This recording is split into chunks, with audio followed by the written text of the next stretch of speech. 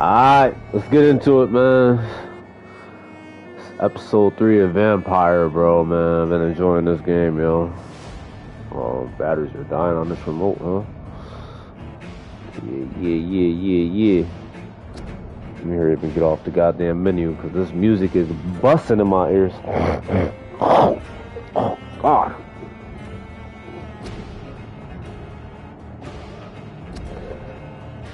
Alright. So, this game is, it has a lot of dialogue. So, kind of gets me yawning a little bit. But other than that, man, the action is pretty good. I like the storyline so far. The storyline has been amazing, you know, and it's just been making me come back. So right now we're trying to figure out who turned me into a vampire. So we're trying to learn that information out. As we learn this information, we have to handle all these little side quests. I'm doing it because I want to get this guy as strong as possible so I don't struggle going more into the main story. The main story has been very challenging. Like, I've been getting fucked up, so I've been trying to find like little combos and shit to make my life a little easier on this game. So I have bullets, but I don't really need them because I don't use the gun. I don't use my gun. I think it's better to just use other shit. Alright, so what we're gonna do is we're gonna go. I think what we were gonna do. Let's see, so my primary mission is to stabilize the hospital.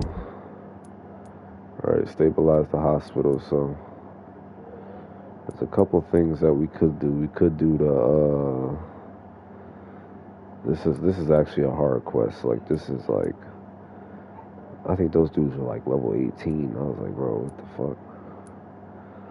So we could try the missing ingredients and see. But these guys are level 4. I guess we'll just continue on with the story, I guess. Alright, so we could go bring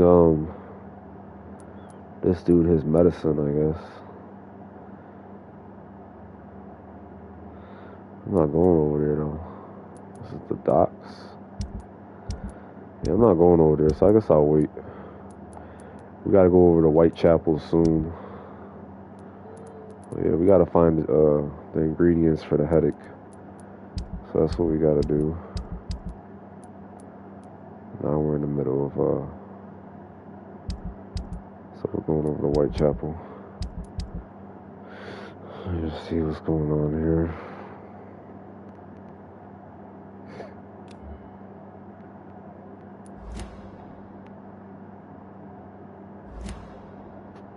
So I switched up my my equipment. All right, we're gonna go take care of this quest. Take care of the main quest. We'll stay on the storyline path. I'm level 9. It's not bad.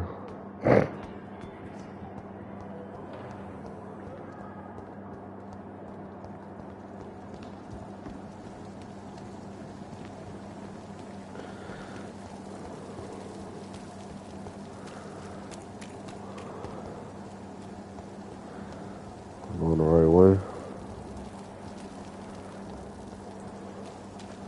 Like those vampire senses that we get. I think this might be a little.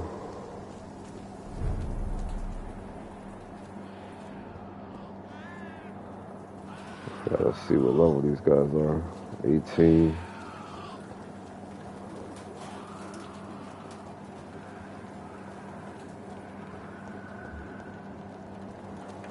11.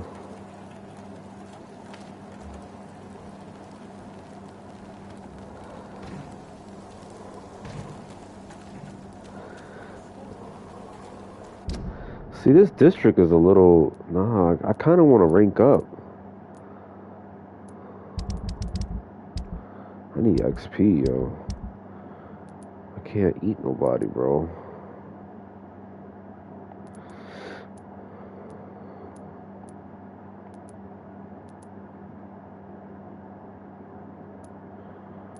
I can't eat nobody. Look at all this XP. My mesmerized level is only level 1, so I would have to take one of these guys. I'm like, this dude's not even healthy yet.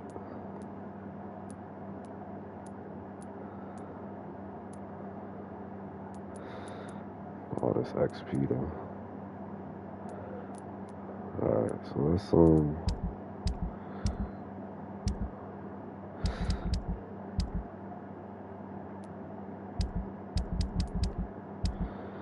let's go with that citizen quest.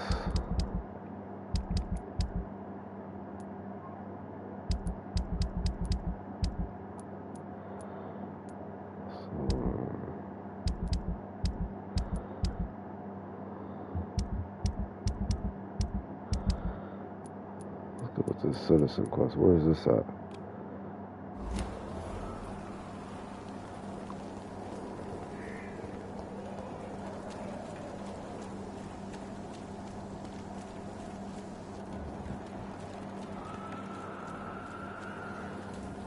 He didn't even attack me.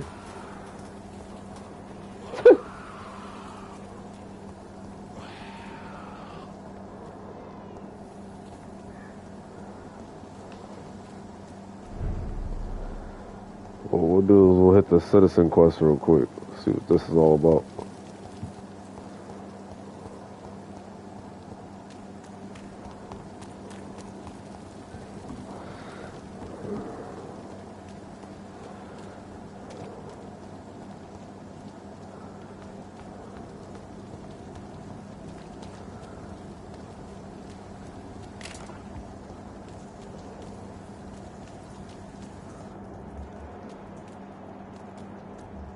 Same here.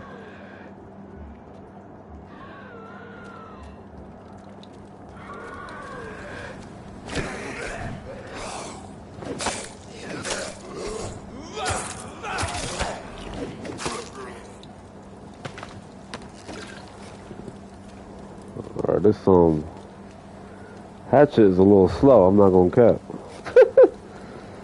We'll make it work.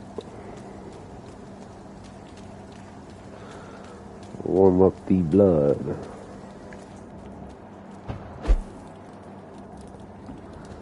By blood.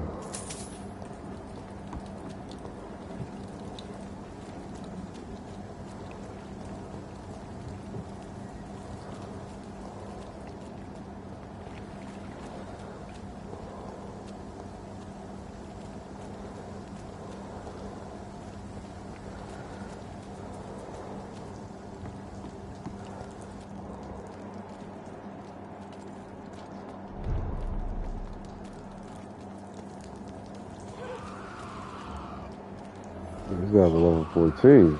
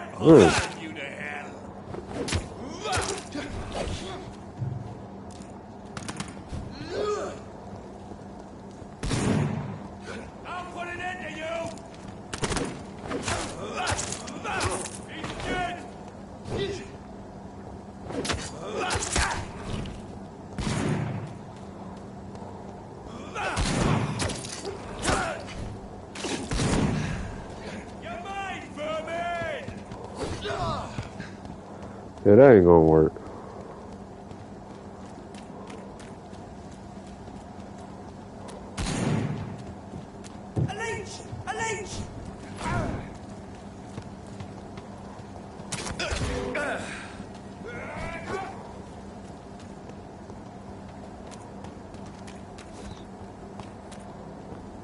Get your weapons ready! We found one!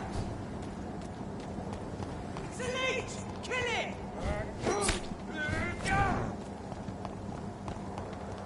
I don't know where I'm going. I was gonna do the citizen quest, but that quest is not my level. I'll take it.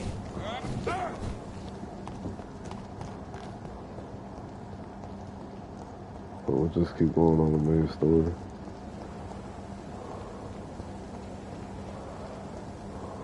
What I am gonna do, get rid of this offhand and put my actual shit back, because I can't do nothing with that shit.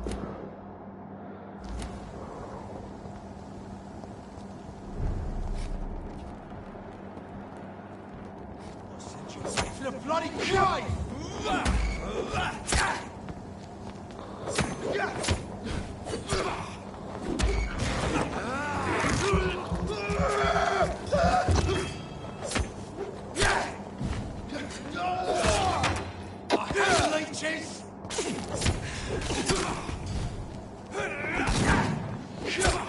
Oh, he fucking me up.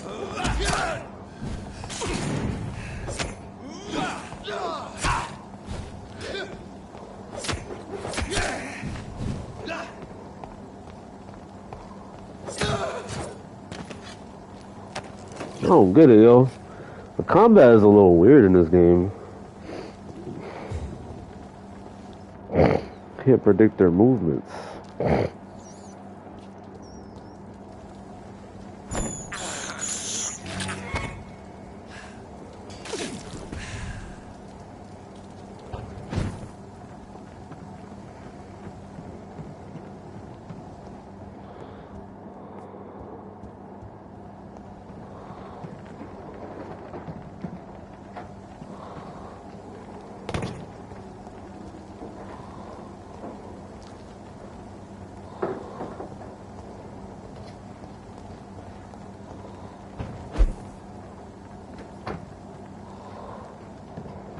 How the fuck do I get up there? I cannot enter.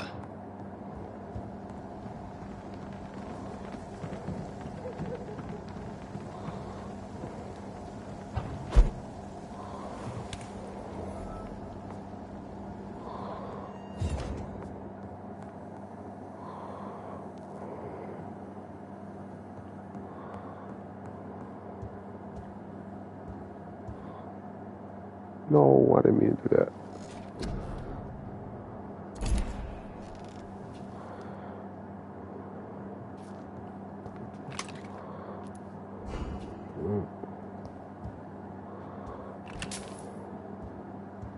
It's locked, all right.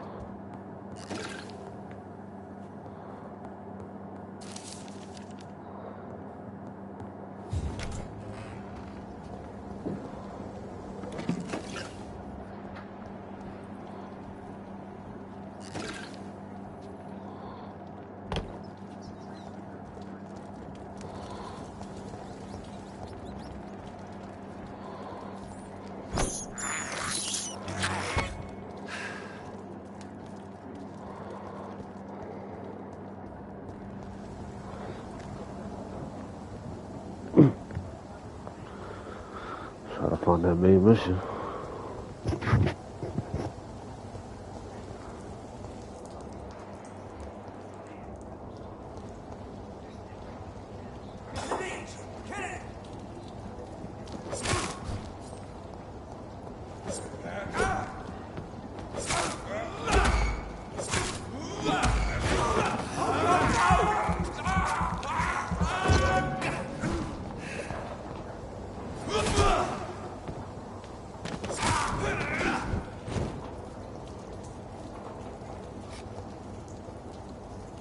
That's tough.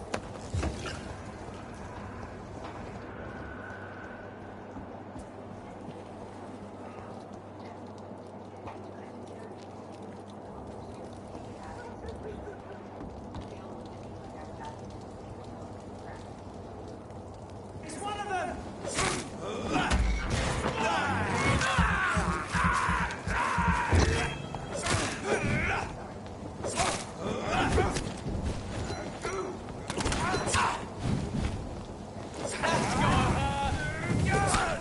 Ah, damn.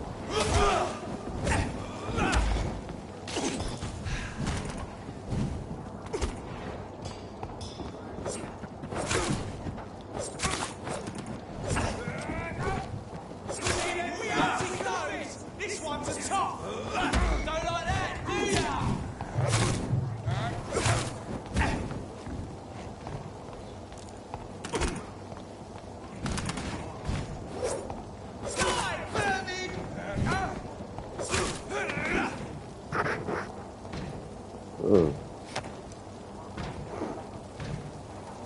I gotta fight these dudes they use for the combat.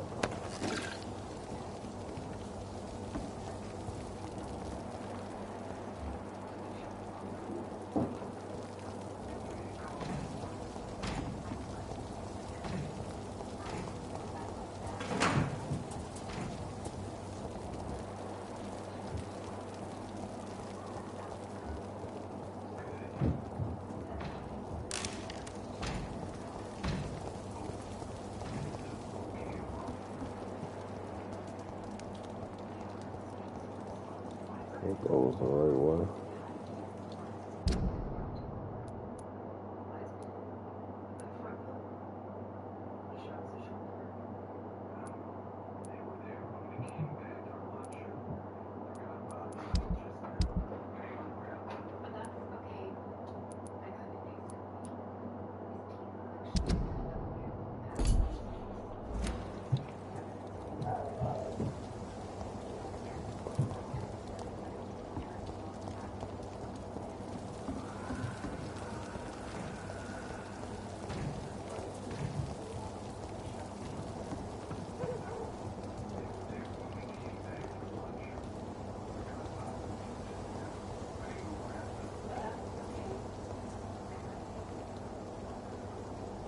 Step away, sir.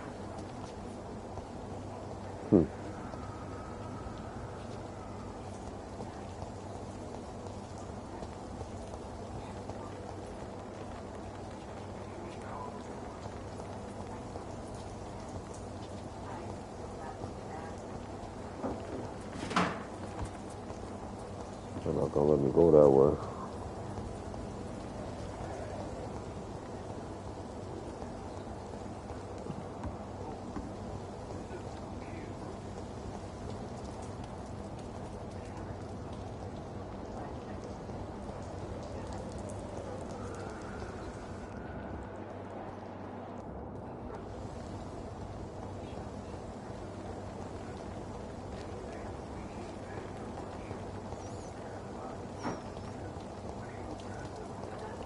Let's get over there.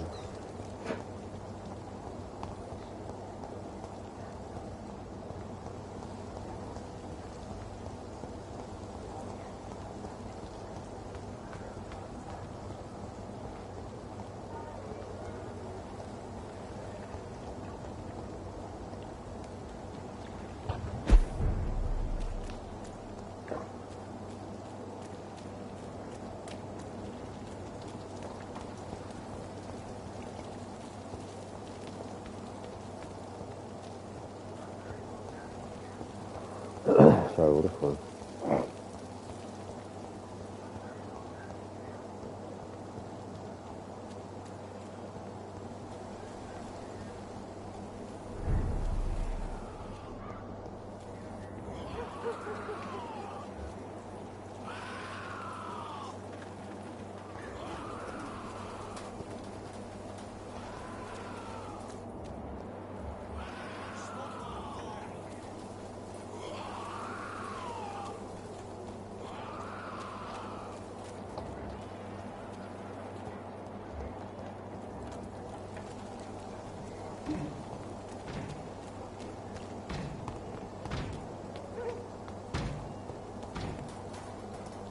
They're not gonna attack me.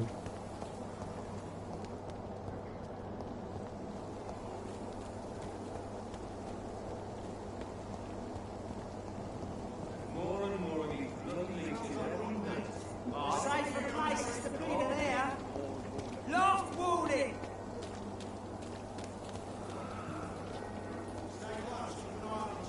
It's not a place for you, sir. Turn around, sir. No civilians allowed, sir. Step away, sir. Vermin! Let's hit it!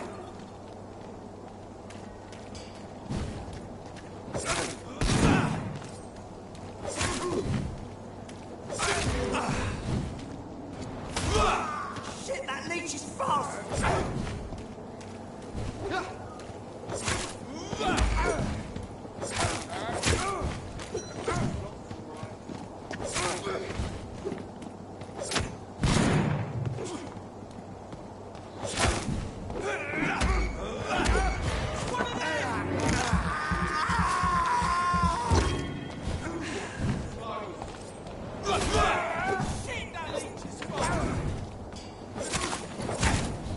Oh, damn.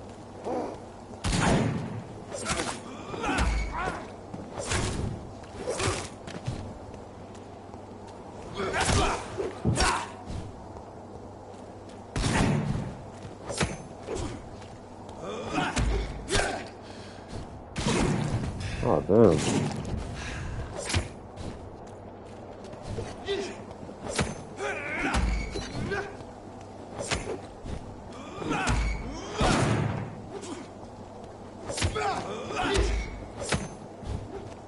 Oh, he's too hard. Let me get out of here.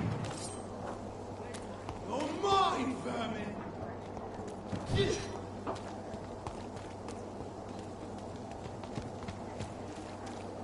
Go that one.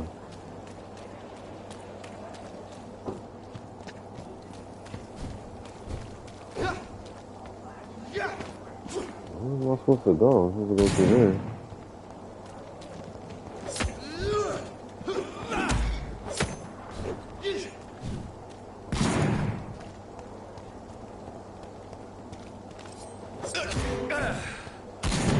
I'll kill you! Oh, damn it.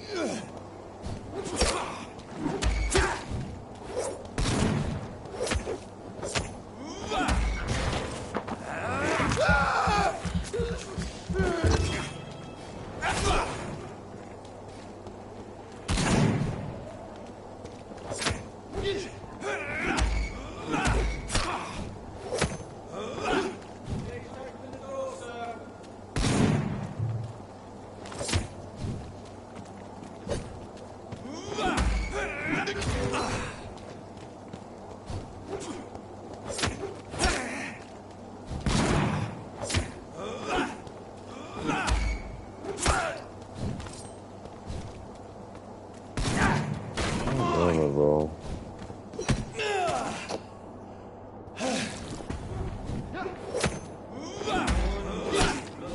That's why I need a gun.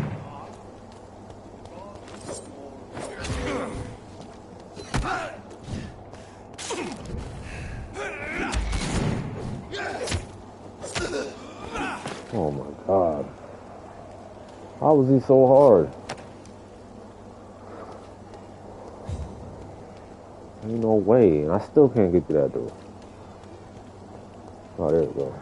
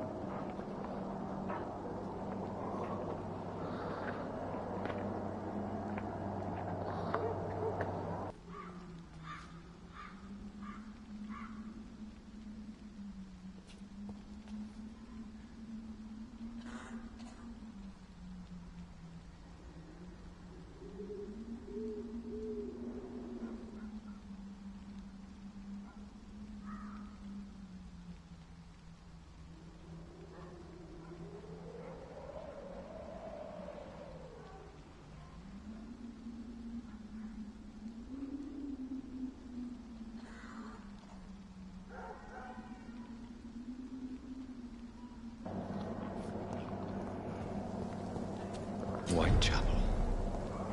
This neighborhood is linked somehow to the kind Lady Ashbury's blackmail. First, let's find this Petrescu fellow.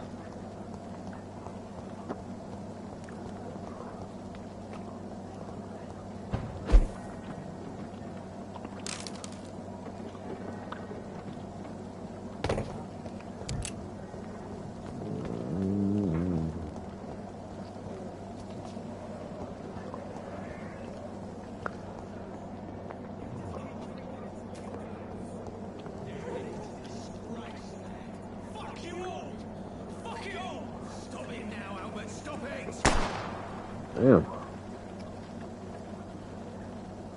Me, I'll not die in some fucking stinking alley reeking worse than a week-old lavvy.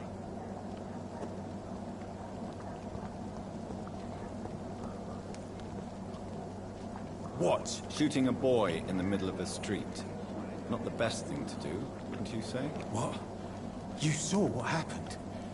Who are you? I'm Dr. Reed, and I'd like to ask you a few questions, if you promise me to set your gun aside. No. Look, I'm not a violent man. I'm Benjamin Palmer, doctor. And no one can help me. Not even you. Do you know Nurse Dorothy Crane from the Pembroke Hospital?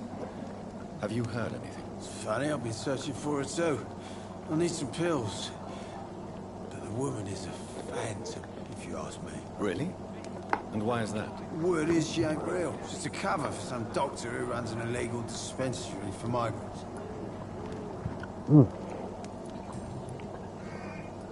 What can you tell me about this place? Nothing to say, really.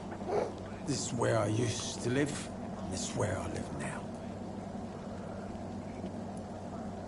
You don't have anywhere to go? No family that would welcome you? Not since the death of my wife, Albert's mother. She was sick, you see. Long before the flu and all this shit. You mean you used to have a better life? Yeah, I had a wife, a home, and a job. I even used to have a name. And now I'm just Ben. Ben the Tramp. Perhaps you could focus for a moment and tell me your troubles. I'm sick, broke, and my son just stole my pills. Everything's coming up roses.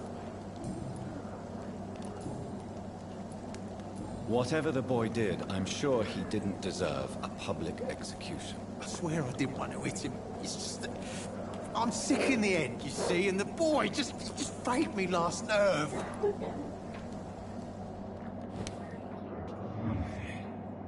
Whoa, whoa, whoa. Oops, oops, oops.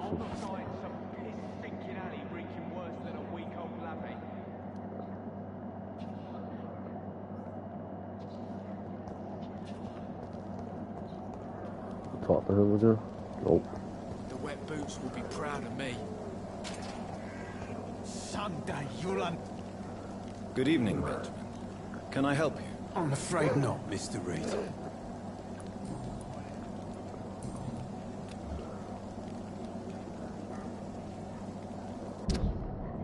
He's only 300 XP anyway.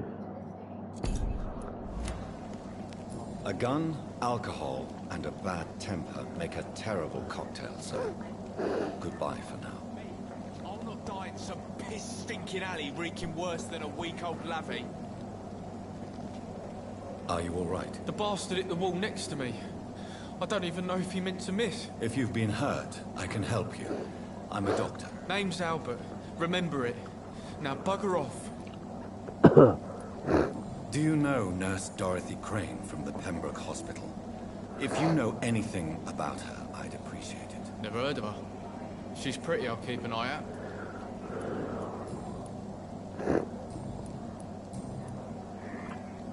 What happened? Did you really steal that man's medication? Hey, I didn't do anything, it ain't me.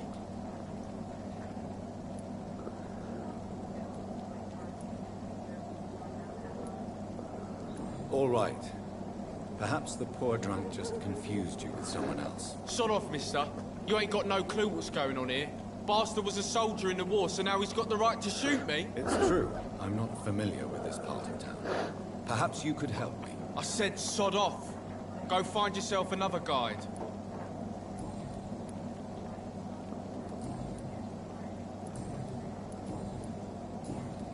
Goodbye, young man. Me, I'll not die in some piss-stinking alley reeking worse than a week-old lavvy.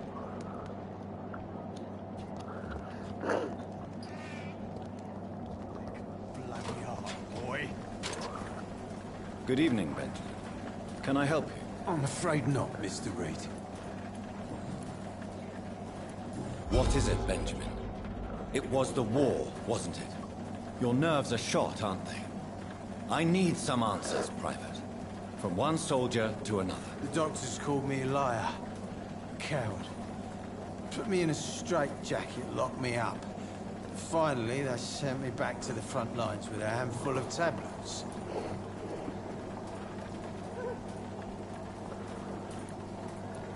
It's a pity that doctors still practice such barbaric methods. It's a dishonor to our profession.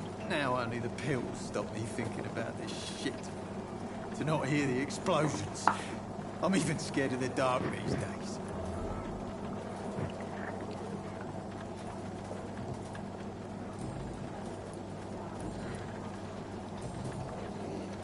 A gun, alcohol, and a bad temper make a terrible cocktail, sir. Goodbye for now. Alright, these guys are no. Oh, who the fuck is this? Good evening, miss. Good evening, sir. Are you interested in a miraculous cure for this unknown and deadly epidemic? Actually, I am. Then you have come to the right place. The famous Swanborough cordial is all you need to help keep you in perfect health. Oh, really? Why didn't I hear about it during my studies? I'm Jonathan Reed, by the way. Dr. Jonathan Reed. Ah, my brother has spoken of your research, sir. I'm Loretta Swanborough, and it's always a pleasure to meet a fellow healer.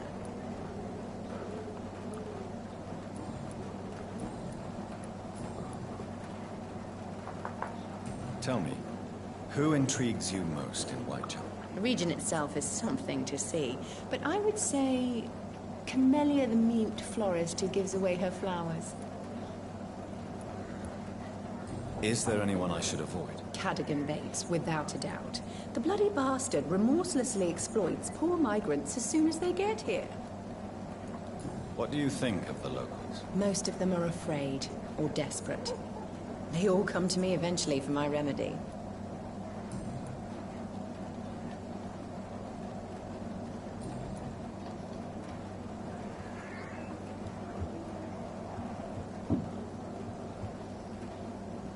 One second.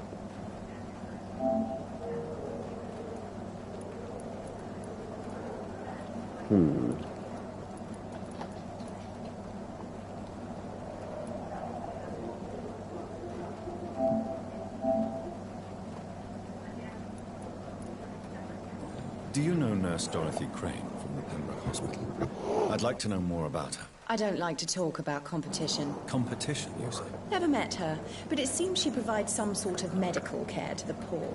The whole thing has to be some sort of scam, if you ask me.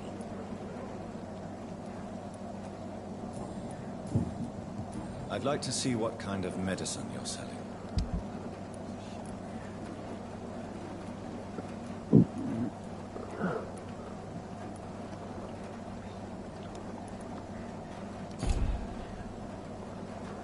Ain't selling that The good shit. Swanborough cordial can be the answer to all your problems. As long as you have the money. Alright. Finish on with the story. When science failed you, this elixir.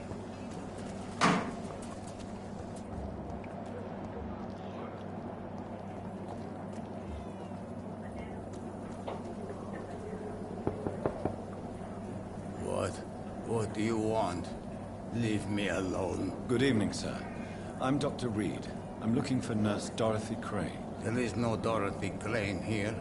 Now goodbye. I'm afraid this medical leaflet says the opposite, sir. Really? Well, I'm afraid I'm going to close this door right now. Go bother someone else, Mr. Doctor. To enter that house, I must discover who this man really is. Maybe I could start by observing what he's up to.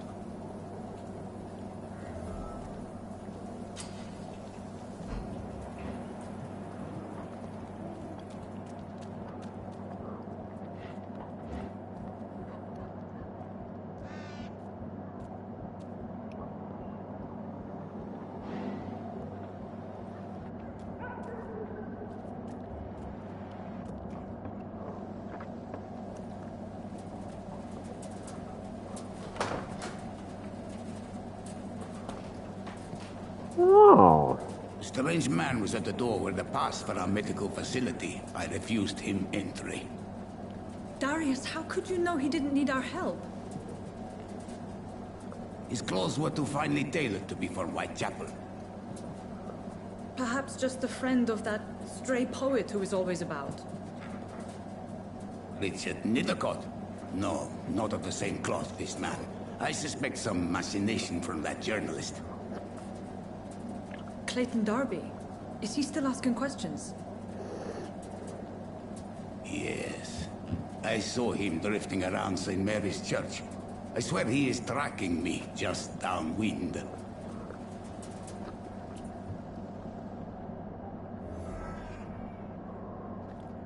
I must talk to that journalist or the poet. They must know about Darius. Nearby the church they just mentioned.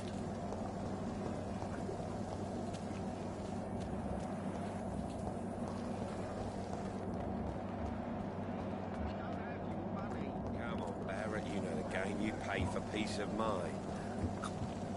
Welcome, sir. Please, take a browse of my wares. I am Dr. Reed. I would like to ask you a few questions, if you don't mind. Doctor? Interesting. I'm Barrett Lewis. Usually I don't have time to waste with talk, but at this hour of the night I can hardly refuse.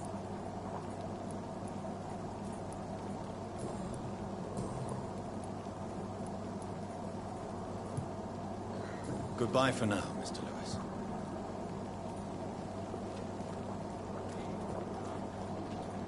Excuse me, sir. I have a few questions for you. Another journalist? I didn't answer the first one, so piss off! I'm not a journalist, I'm a doctor. A doctor, you say? It's quite a rare breed in this part of town. Really? But still, here I am.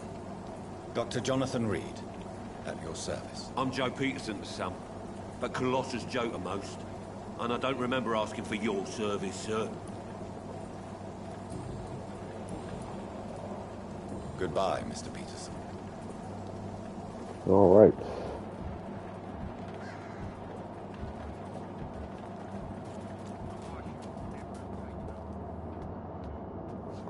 Excuse me, sir. Are you familiar with this part of town? Name's Clayton Darby, reporter. Sorry, I'm new to Whitechapel.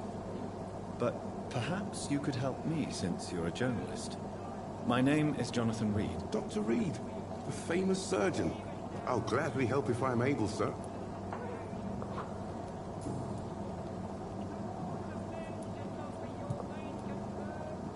What is a journalist doing in this borough after sunset? He goes where none of his colleagues would dare to go, to inform the country. So you risk your life to reveal the truth. I saw many reporters do the same during the war. Whitechapel is the crucible of so many untold stories and tragedies. I want people to know them. That's quite honorable of you. But is the public interested? Not at all, sir. And that's why I'm an independent journalist, hoping to sell some stories. Have you any idea of the danger you face in these streets at night? I've had to run and hide more than once from frenzied mobs incensed by the fever. Do you think the flu is really responsible for this, Doctor?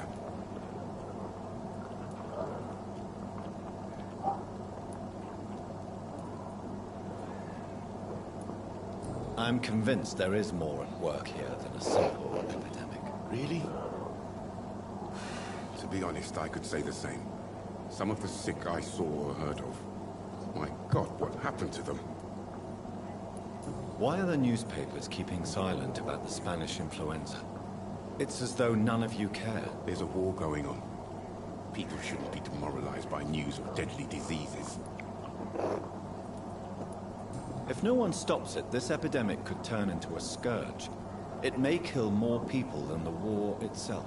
Yes. This is another kind of war, but just as deadly. History will judge us all for what we did and what we did not.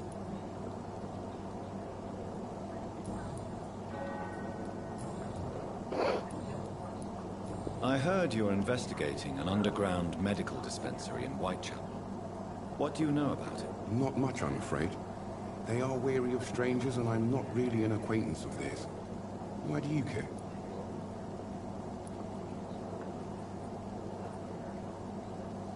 I'm afraid one of the nurses from the Pembroke Hospital may be involved with unsavory activities. Ah, could it be Dorothy Crane? Without a doubt, you are a damn fine journalist, Mr. Darby.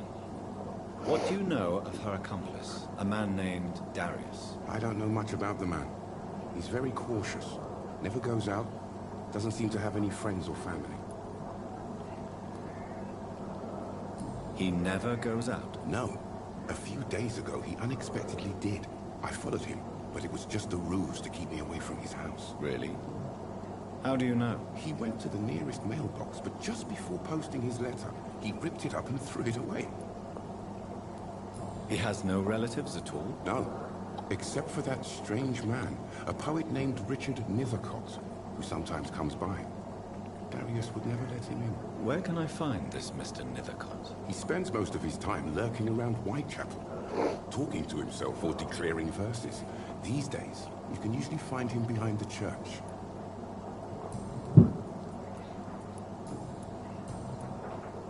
Goodbye, Mr. Darby. Farewell.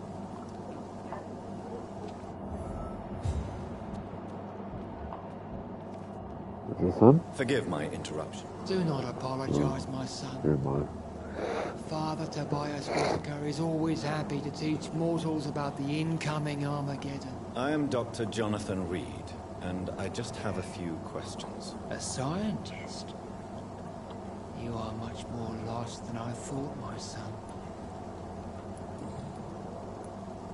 Have you any friends? Any family left in these terrible times? No.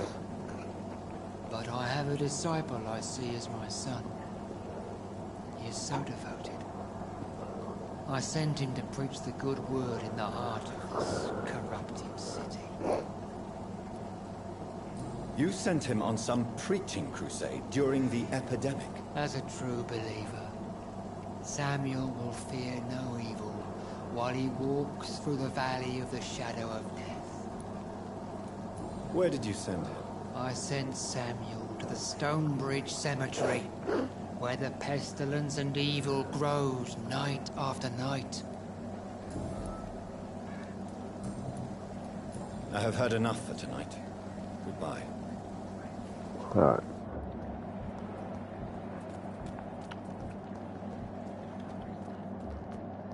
Somebody unknown still. Who was that?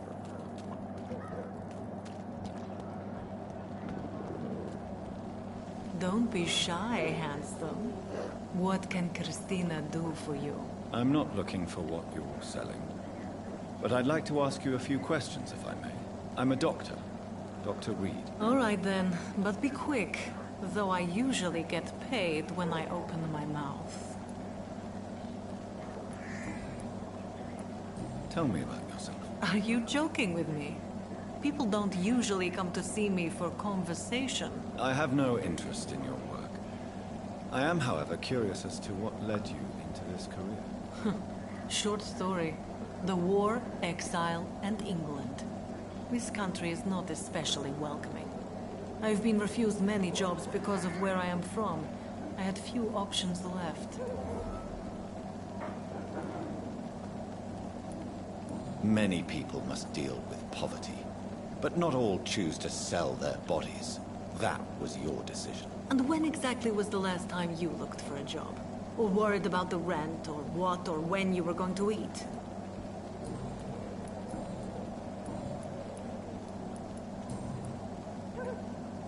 Clayton Darby claims he will expose the crisis in Whitechapel to all of London. Do you believe him? I believe Clayton's courage will erode with time. Until he finally leaves Whitechapel to start another fight somewhere else. Why this skepticism? How can you speak about starvation if you've never been hungry? Or about poverty, or anything else you have never suffered from? Are you talking from experience? I've seen your type come here to get a good fuck in a cheap room or a dark alley before going back to their fancy houses in the West End. Do you need any assistance, Miss Popper? It depends on the price of your medicine. Alright, so she got fatigue. I will see you later. Goodbye, miss. Take care of yourself as best you can. Alright. Now, we'll finish talking about Richard Nethercott. Nethercott.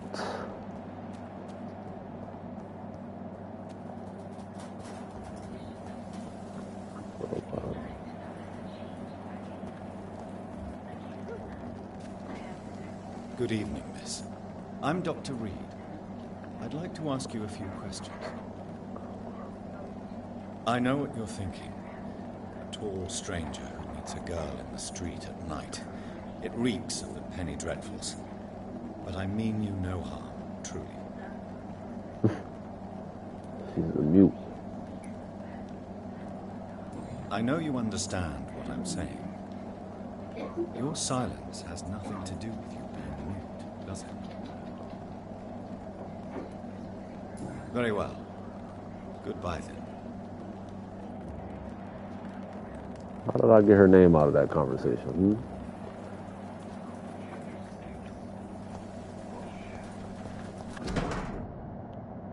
The content of Darius' letter to his children could give me more leverage to enter.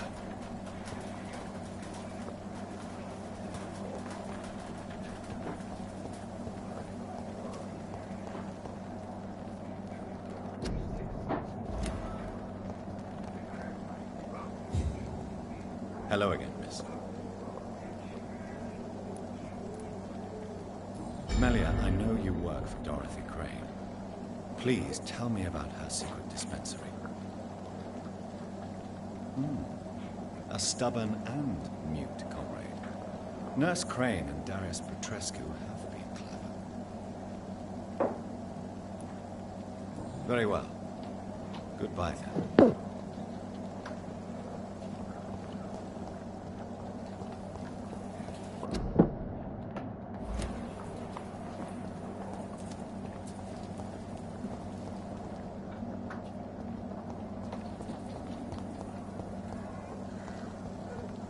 Locked.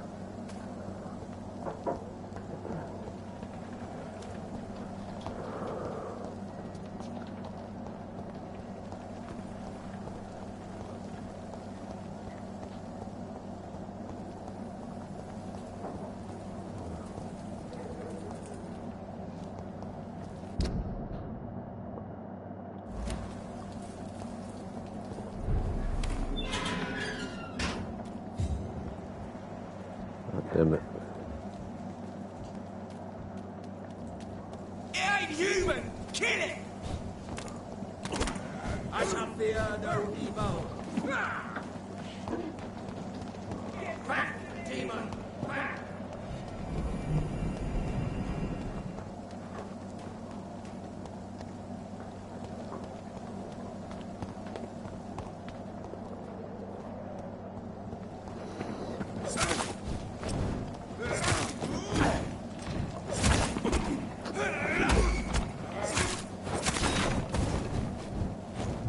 They keep burning me.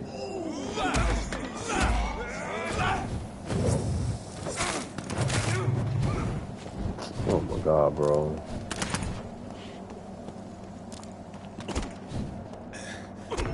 Oh my god. Why are they sending me to all these hard places, bro?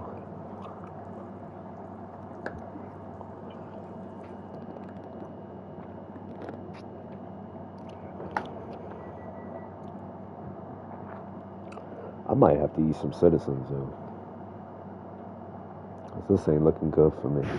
There's not enough XP out here. I need blood.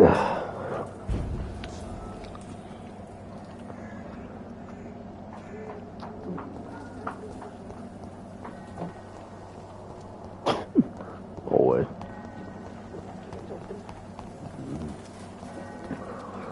Oh, wait.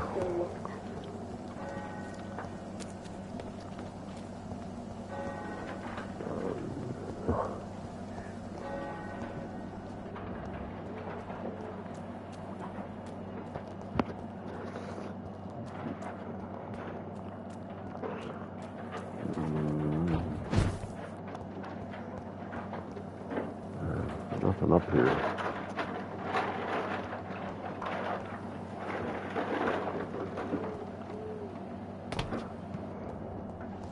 It's locked. You look so pale, my lord. Would you like me to revive you? Imprisoned by your daily routine, unable to see the true horror around you. There we go.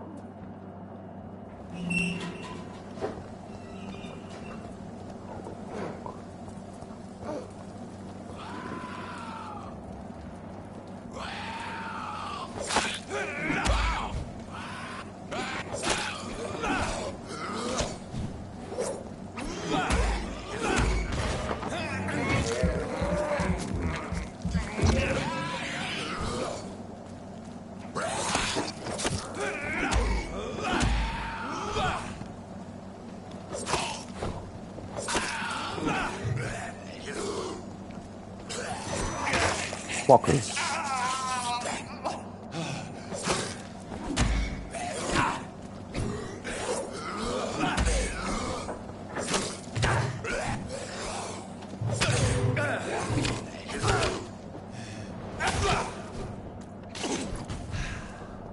He's a basic ass dude too. Oh my god.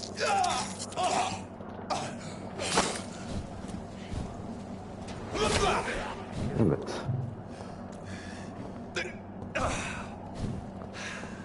Trash.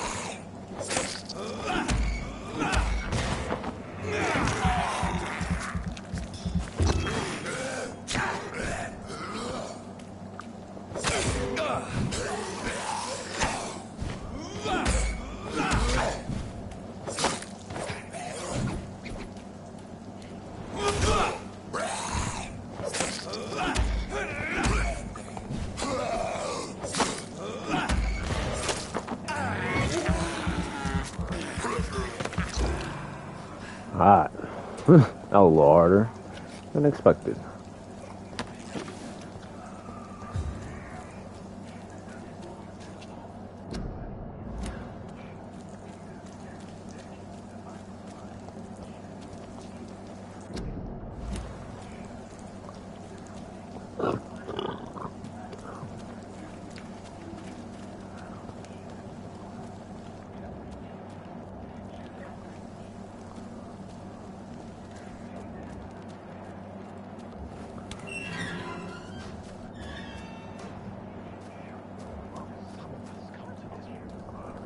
Good evening, sir.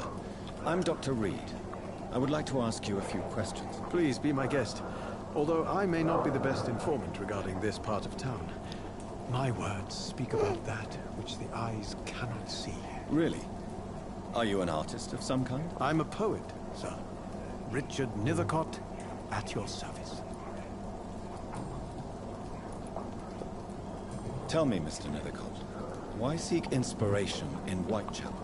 The place is not beautiful per se, but how to explain it? Stirring and challenging. In what way, exactly? The struggle by gaslight, the barren smiles and the added hunger under the rain. If you say so. Such vibrant antagonism and vivid paradox, the stripped humanity raged across each street. Vivid, of course, yes. And what about the poignant distress? Oh yes, the poignant distress. You see what I mean, don't you? That's what I want to write about, and that's what Whitechapel is made of. Do you not think it's a little morbid? On the contrary, sir. Whitechapel is full of life, full of beauty. Just like my dear muse, the wonderful Camellia. What can you tell me about Camellia? Not much. And that's the beauty of it. She can't speak, you know. She's a locked mystery who exhales kindness and sweetness.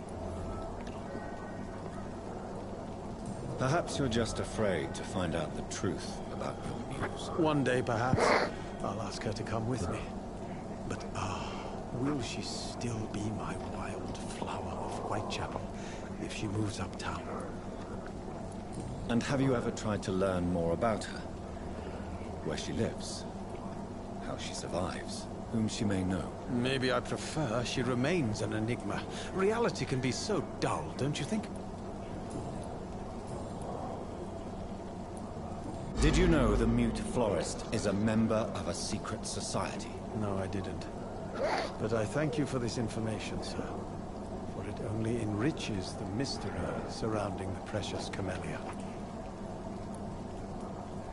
I fear you are a hopeless romantic, Mr. Nethercott. Guilty as charged, Dr. Reed.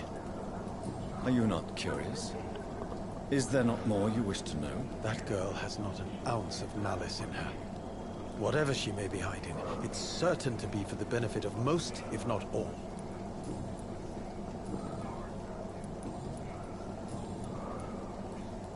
May I ask you a few questions about the district? Extraordinary part of town, is it not?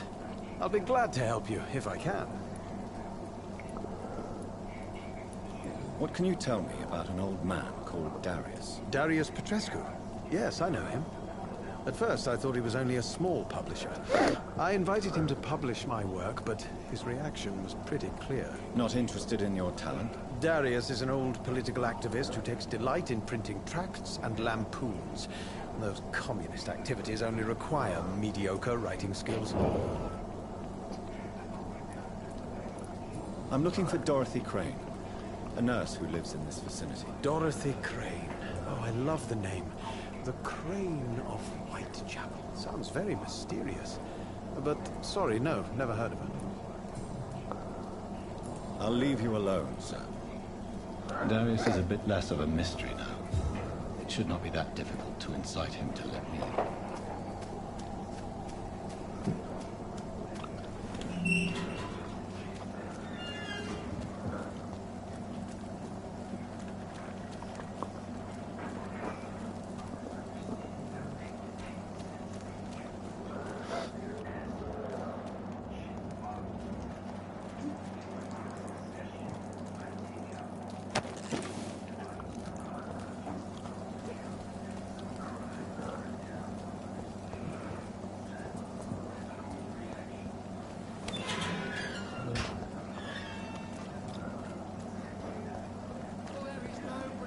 Against malevolence and trickery. You pay for peace of mind. Can't you just look the other way this week, Joe? Come on, we can sort it out, right? It's not my fault.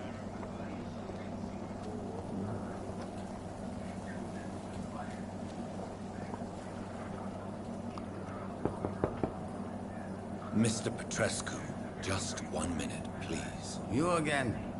Go away. Sir, wait. Stop this nonsense. I know Nurse Crane is here. Shall we speak man to man, you and I? All right. Speak up. Don't you see we're on the same side? We fight to help the poor, sick, and abandoned. I'm nothing like you, Mr. Doctor. Yes, you are. You too believe in providing medical care without charge. You know what we have to sacrifice to make the world a better place. I have to admit your words have conviction. All right, I'll let you see Dorothea. Don't make me regret this, though.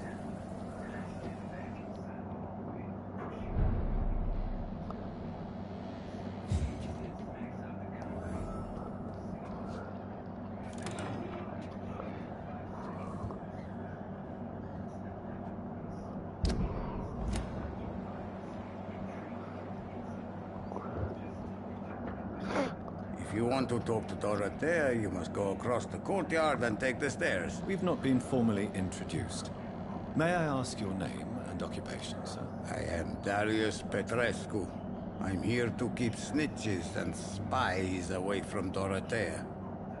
And I also run this little print shop.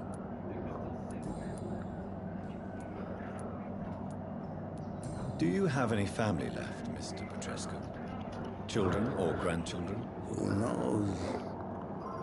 I have abandoned my people for so long, they might as well be dead.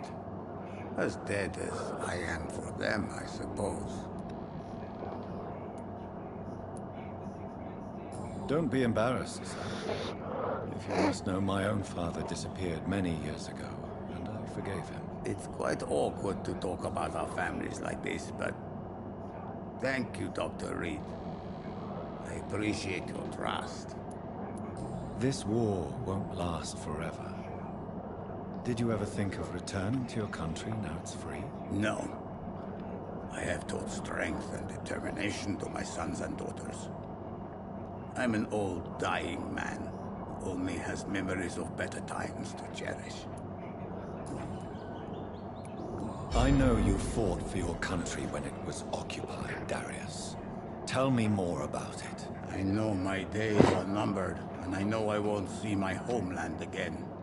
But I fought for Romania all my life, and I will until my last breath. But Romania escaped the grasp of the Austro-Hungarian Empire.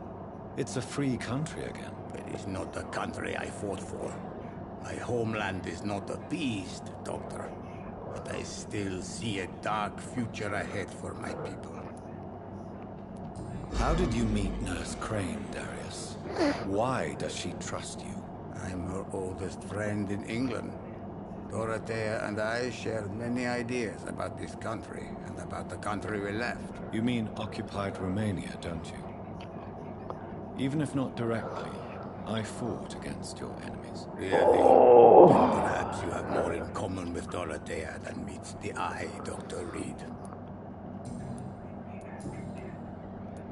Tell me everything you know about Camellia, the mute florist. I do not believe in the afterlife, Doctor, but I'm almost convinced Camellia is an angel. She volunteered to give out our medical leaflets. Are you not worried for her safety? She is as brave as she is tough, and clever, too. If only I had met her when I was younger. Are you in love with Camellia, Mr. Petrescu? Don't be stupid. If I had met her when I was younger, we could have won our revolution. Who is she, really? Do you know where she's from? She's not from around here, that's all we know. Camellia is not even her name. It's her favorite flower. You say she has no close family? Well, there's that awful poet who constantly follows her around like a lost puppy. A good man for sure, but a very poor writer. All right.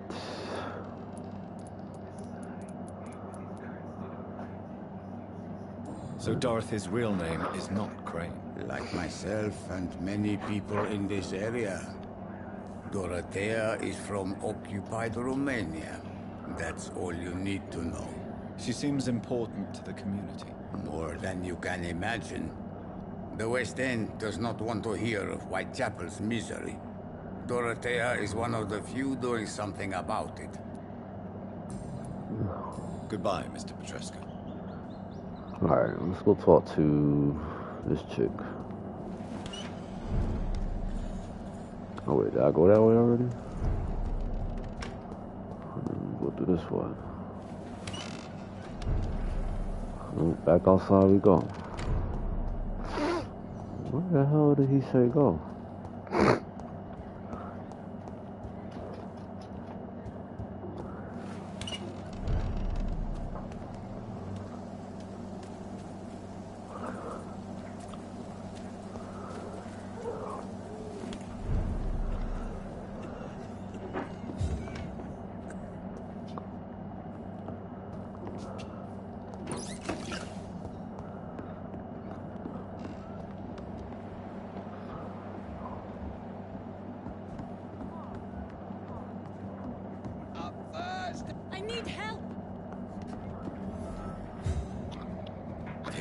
Patient Raz Van Vasily. High fever running on 3 days.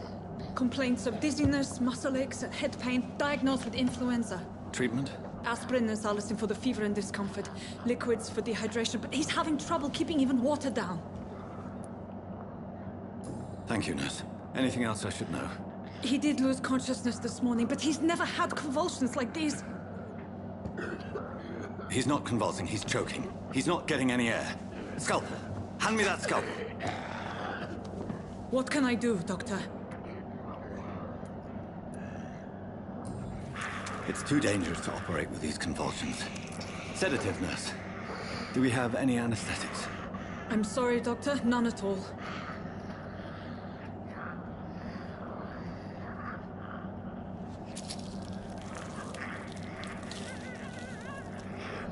I need to perform a tracheostomy. Short pipe. That rubber tube will do. We're going to cut a passage for air through the neck. Yes, Doctor. He's breathing again, but he's coughing up blood. Internal hemorrhaging. I need to make another incision into the chest cavity to drain the fluids from the lung. Prepare another tube. A thoracostomy. Doctor, we've nothing to fight the infection. We need an aseptic environment. Right then, Nurse Crane. What do you suggest we do? I've no idea. I'm not the doctor. Time is of the essence. We need to perform a thoracic drain. Yes, Doctor.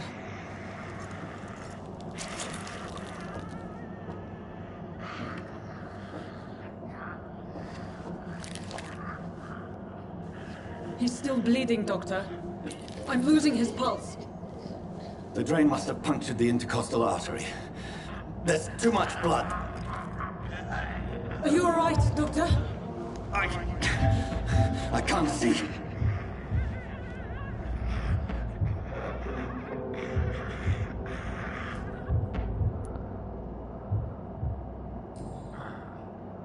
I must first suture the artery. Find the wound. The source of the blood. Needle and thread, Doctor. Good. The stitches are holding. How's he doing? We're losing him. We've lost his pulse. He's dying, Doctor!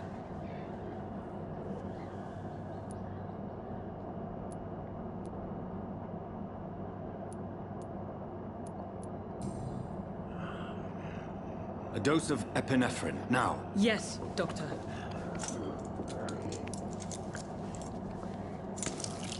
I'm a doctor. I'm probably gonna kill this man. I think he's dead.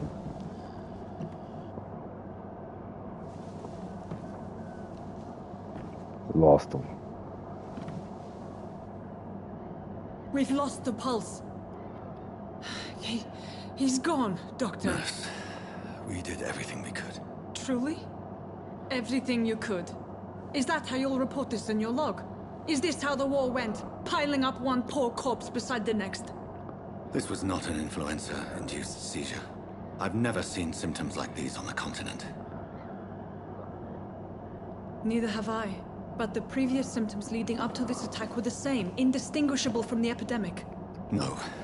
There was something more vile in these reactions. Something primitive.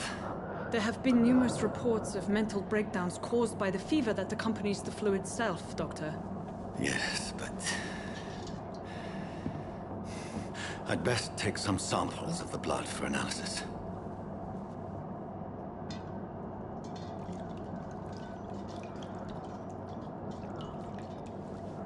I just killed a man.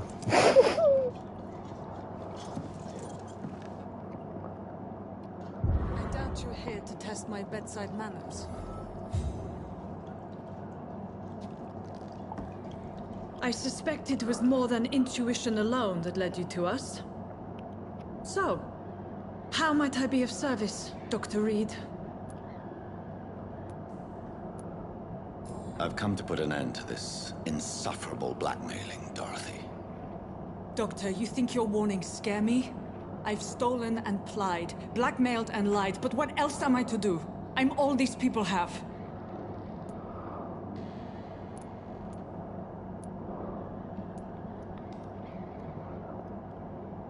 Dr. Swansea is a sensible and honest man. He wouldn't have refused your friend's care at Pembroke. It's easy for you to say, Doctor. These people cannot go to the police, nor to the hospital. They don't even speak English. They depend on me for everything. But why Lady Ashbury? Why her, of all people? Fuck. She's pristine and proper, all right. But that she-wolf in sheep's clothing murders the poor for sport. I have her where she belongs, and I'll milk her for all she's got. So, the end justifies the means. Is that your defense? I know you're kind, Doctor. Just another fine-heeled, silver-spooned gentleman who was given the world on a platter. You know nothing of poverty. Nothing of the shame, the hunger, the loneliness. You've convinced me of the sincerity of your actions and their noble justifications. But all the same, blackmail is a crime, and it will stop, Nurse Crane. So, are you going to turn me over to the authorities?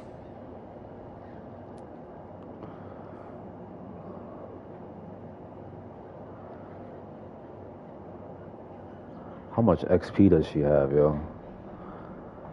I need her. I need to keep her stable.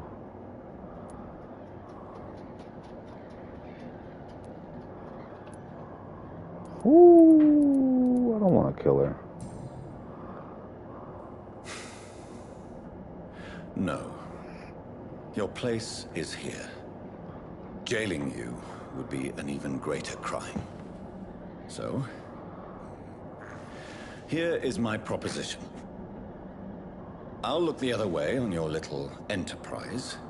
In exchange, you will resign from the Pembroke Hospital and provide me with medical supplies when the need arises. Dr. Reed! That sounds like a business proposition. My accomplice, then? No, just a privileged client. My research may require the occasional rare piece of equipment or ingredient. I'll pay good coin in exchange, fair and honest, to help finance your noble endeavors.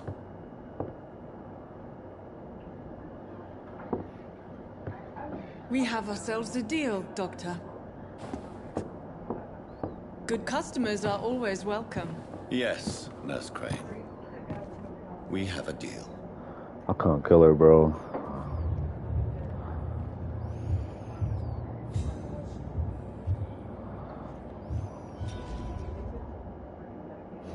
I didn't want to kill her.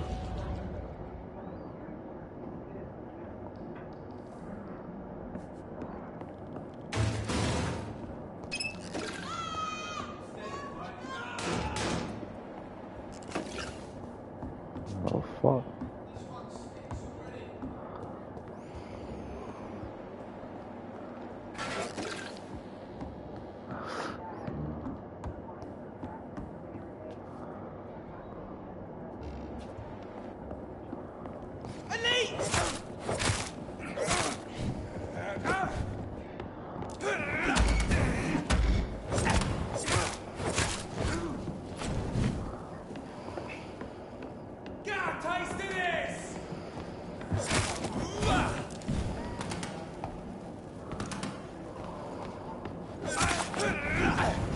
Every time I do, he fucking attacks.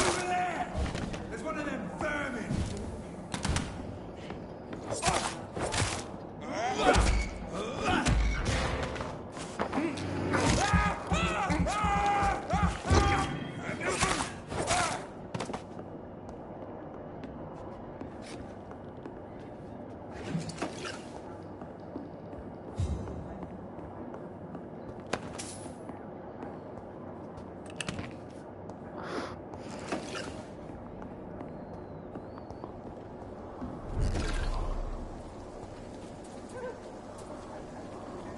Leech spotted! Watch out!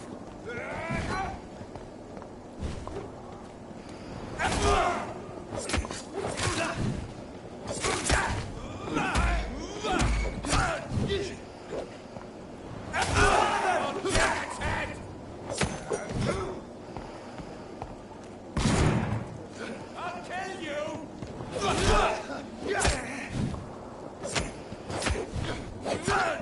Oh damn, his attacks is all weird.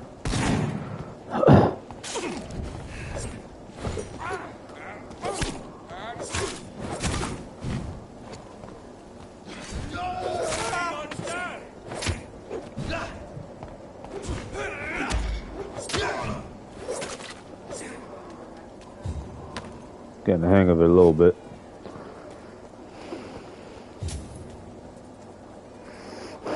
How did they get in here?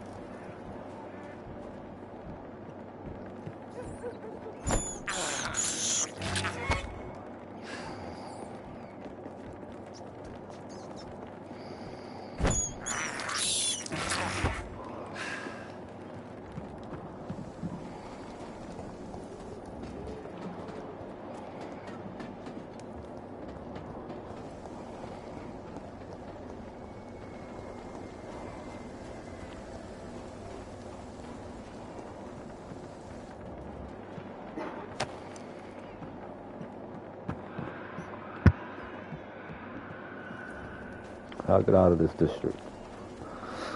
Science fails you. This elixir will give you faith again. Fast travel.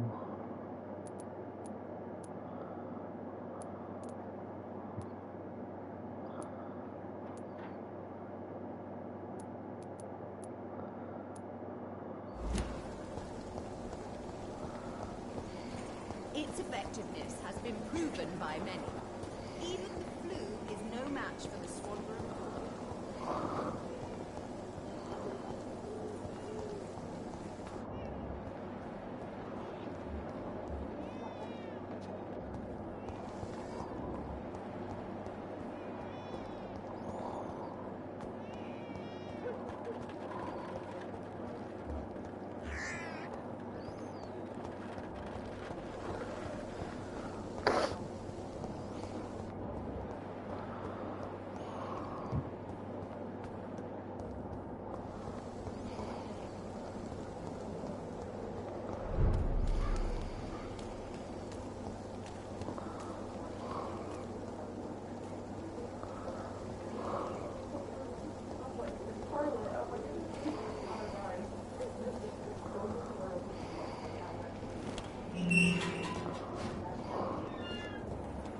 Human blood.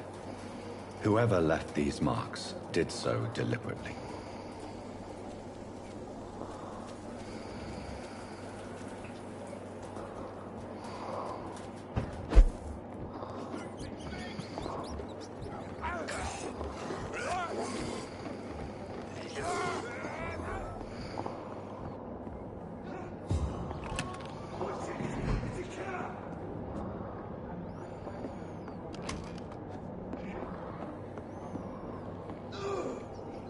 Go ahead and evolve real quick. All this XP.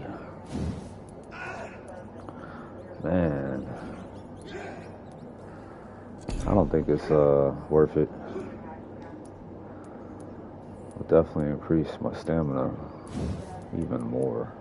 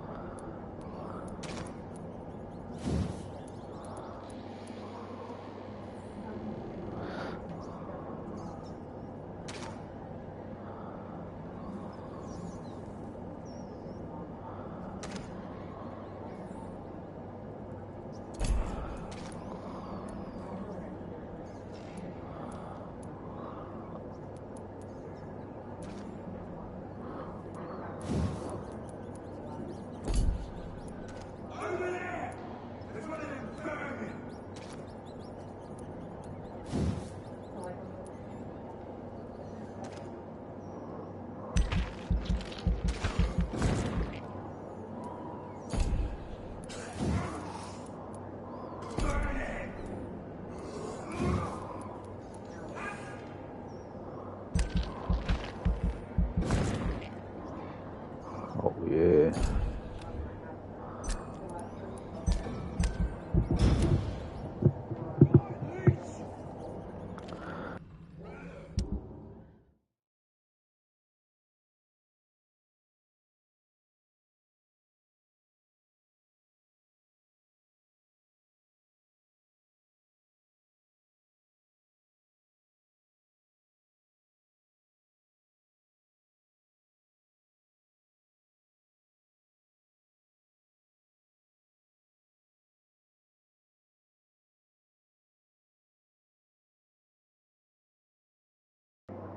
Oh, what's this? As of late, the rumors that surround the bike trap are being into facts.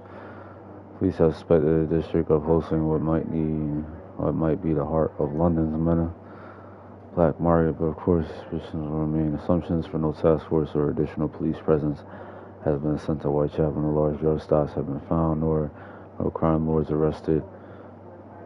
Let's see. By giving the populace a cheap and easy victory.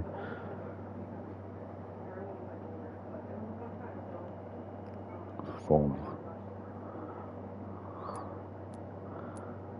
Look at all these people that need. Gotta stabilize this district. They all need care. Fatigue.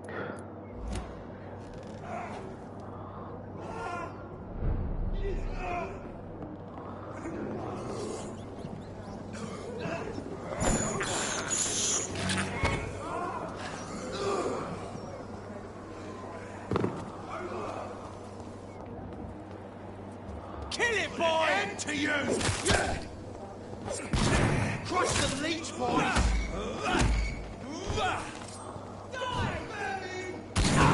You're mine! That's what you do with leeches.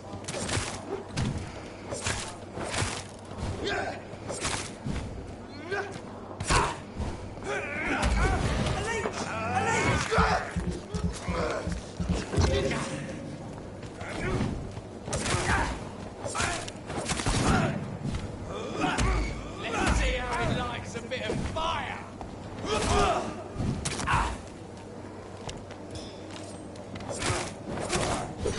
It's not fair, bro.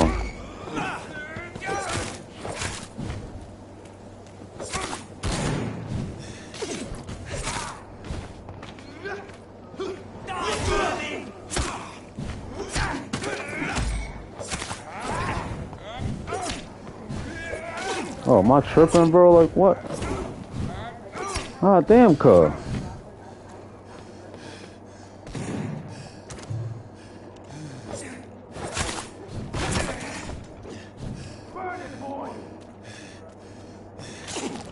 They keep spawning.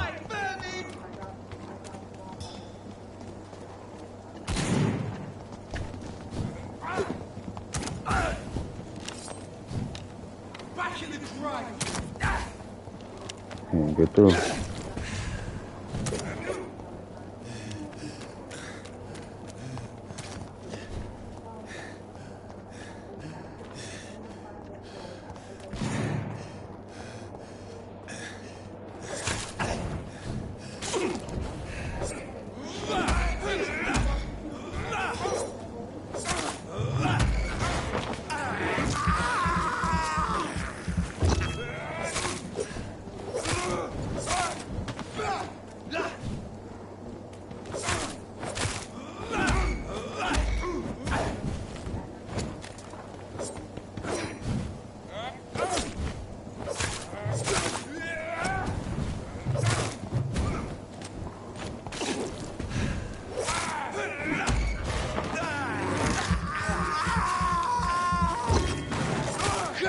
Crush the leech, boys! Burn it,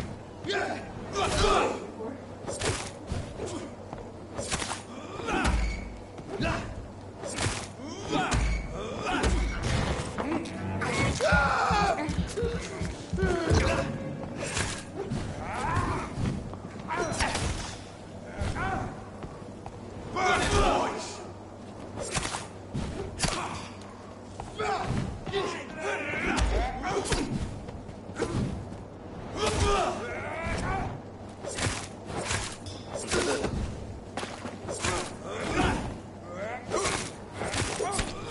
Come on, bro. Stop it.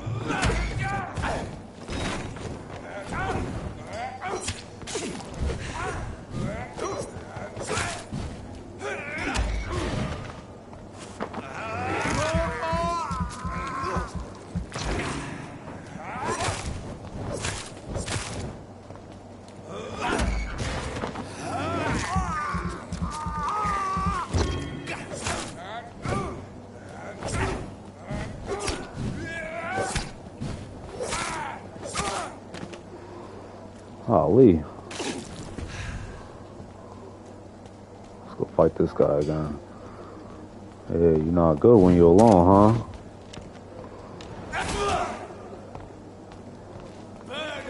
That's what you do with leeches.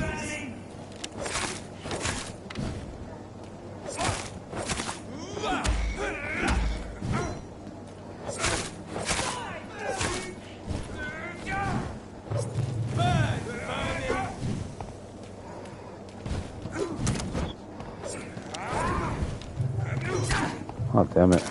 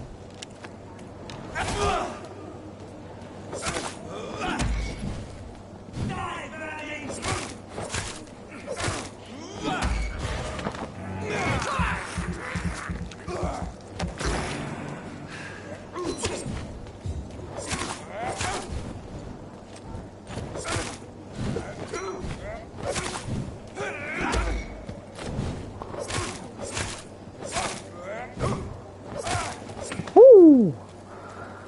Yeah. I get in a couple more fights, man. I gotta get used to that. That's how you do it.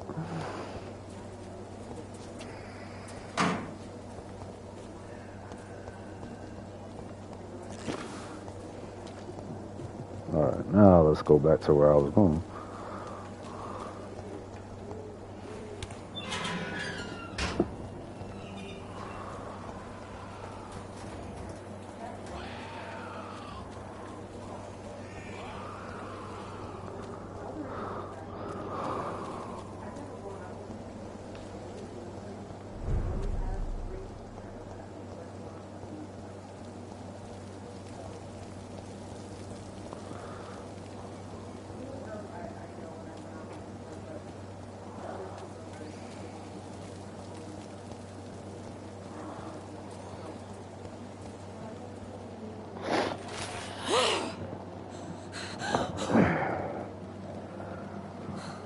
Oh, she ate him.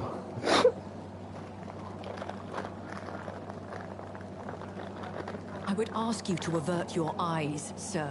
Or did you not know it was rude to stare? I knew it. Speak up, Dr. Reed. I like a man who speaks his mind.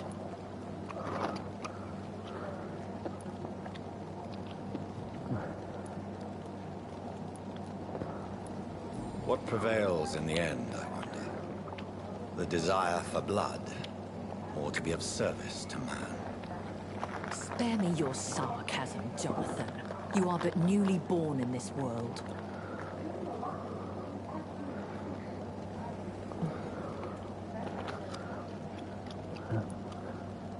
We are vampires. We live by leeching the blood from weaker prey. We are Darwin's next chapter. His cynical and perhaps ultimate expression. The situation is somewhat awkward nonetheless. I have not been observed sustaining myself for many decades. I have to say I'm a trifle embarrassed. Anyway, I have concluded my inquiries concerning your blackmailer. I see. Please excuse my agitated state. Under normal circumstances, I wouldn't let anyone see me in this condition. I must confess I have not put an end to the blackmail, my lady. Unfortunately, I could not bring myself to do it. I'm so disappointed in you, Jonathan. I didn't expect this from you. Lady Ashbury, you yourself admitted how ridiculous the sum of money was. I can assure you, it was all used for charitable ends. Well, you are full of surprises, aren't you, Jonathan? All right, say I trust you, but you will still pay the ransom. That is only fair. After all, it was you who failed to bring this problem to a satisfactory conclusion. I believe I could agree to that. And since a lady always keeps her promises, I will now answer any questions you may have.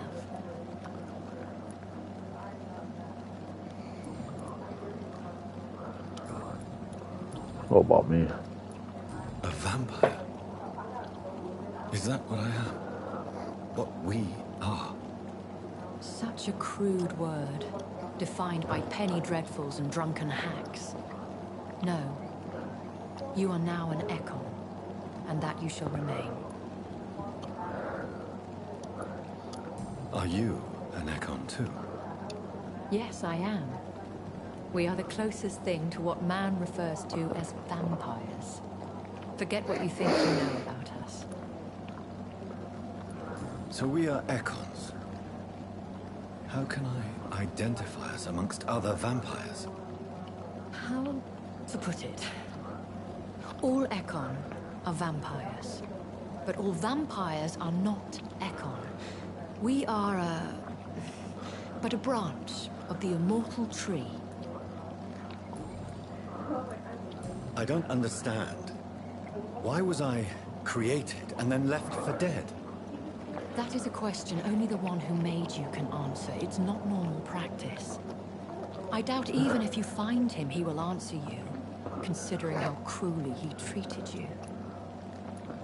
So me being a vampire could have been a mistake. I very much doubt it, Jonathan. Contrary to the legends, it is not as simple to make another vampire by just biting someone. I'd like to avoid creating another vampire by mistake anyway. Tell me, how is it done? The process is dangerous. It could even kill your potential progeny. If you did decide to sire an offspring, they must drink of your blood, Jonathan. I've been hearing a voice talking in my head. Is this some kind of insanity? It feels like the voice of the vampire that created me. Hush. Tell no one this. It would be unwise to talk of such things amongst British immortals. Speak no more of your maker. Excuse my forwardness, but... are you my maker? Me? Goodness, no. Only a foolish immortal would create a progeny without taking precaution. And I'm no fool. How could this cause offense? Only the powerful immortals can mentally call to their progeny. No vampire or hunter will sleep easy, knowing that an unidentified elder is stalking the streets of London.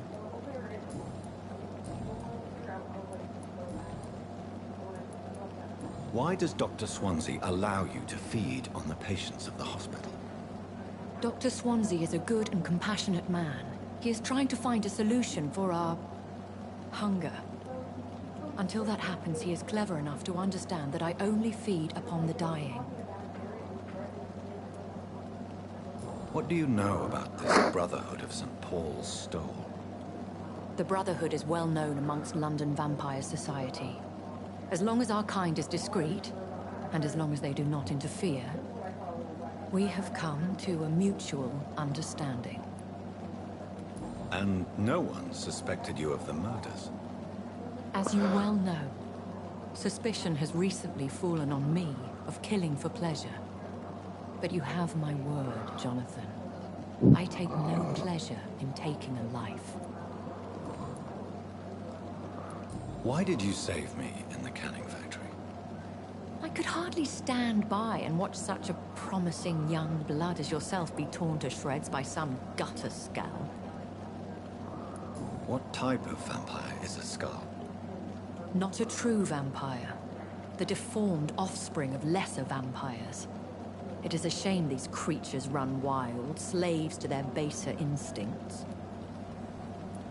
William Bishop wasn't the vampire that created me then? No, Jonathan. Whatever their strength and demeanor, Skulls are the progeny of careless vampires. It cannot be the other way round. I know this is beyond the pale, but may I inquire your age? Really? And I thought you were gentlemen. If you must know, I'm 27. I've been 27 for a long time now, and 27 I shall remain. And who bestowed upon you this eternal youth? My maker. He left this isle a long time ago. Very well. But I believe there is more to this than you are saying. A lady has to have some secrets.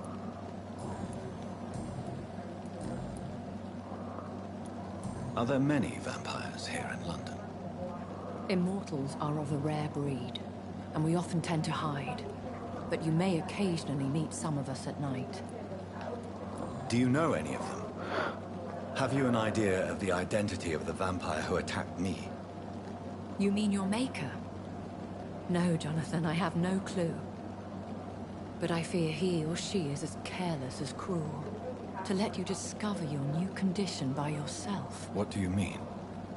Every now and then, you may discover an immortal in the deep of the night. But we are a rare and reclusive breed. Our progeny is almost never accidental. Will they all be as affable as you, my lady? I do not see why not. But remember, even the shark smiles before he bites. That sounds like a lesson from experience. Vampire politics are as intricate and sometimes tedious as a game of chess in a gentleman's club. I've learned from experience it is best to decline to play. When I awoke, changed, I was chased and attacked by vampire hunters. Prepared and well-trained. Though I can't be certain, more than likely it was the once glorious Guard of Priwen. You make them sound like some sort of cult. More a society, and like all the best ones, a secret society. I thought them almost gone, but it seemed they have been recruiting. Once glorious, but still dangerous. They have seen better days, but all fanatics are dangerous. You would be wise to stay clear. They are sworn to destroy our kind. I've been away from London and England for 3 years. This isn't the city I remember. Things have gone from bad to worse here, Jonathan. I've lived in this city for a long time, and I've never seen it like this. What is it you fear? Fear has long since flown this form. But there is something malevolent circling us. I feel fear is merely waiting in the wings. The Spanish flu has hit London that bad? Yes, but it's not just that. I've heard things. Things I've not heard for a very, very long time. There are whispers in the shadows. Something far worse than the Spanish flu is here in the city. I bid you farewell. For now, my lady. I must quickly analyze the blood I took from Nurse Crane's patient.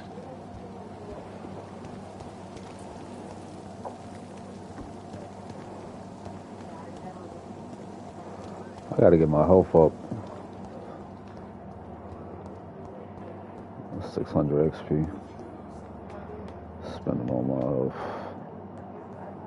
I really need to upgrade this weapon.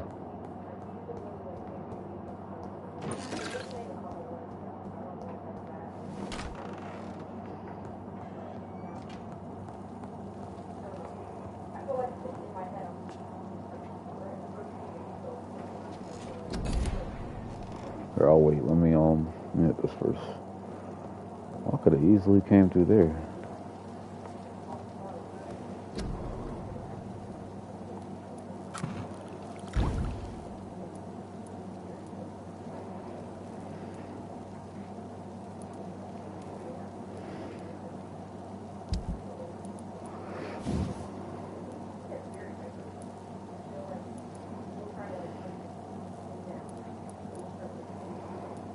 Now I can upgrade this weapon, huh?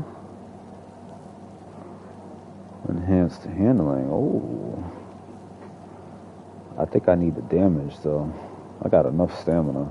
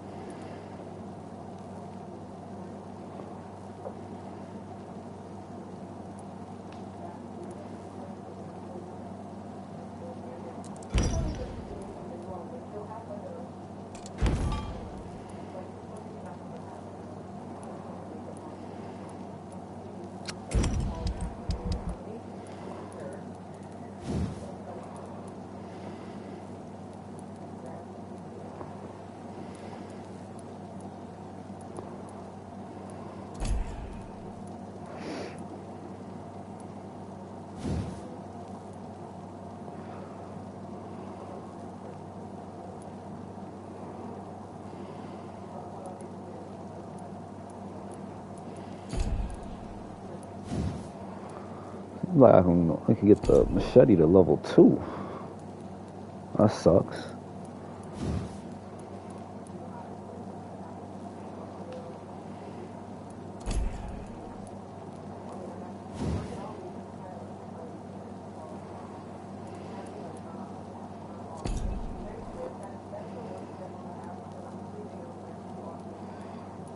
Oh, 64 damage now.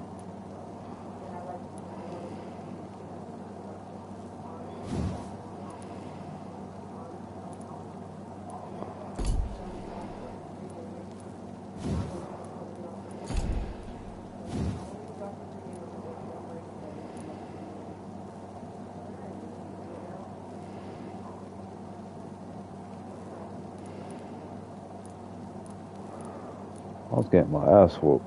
Maybe I should use the listing knife, huh?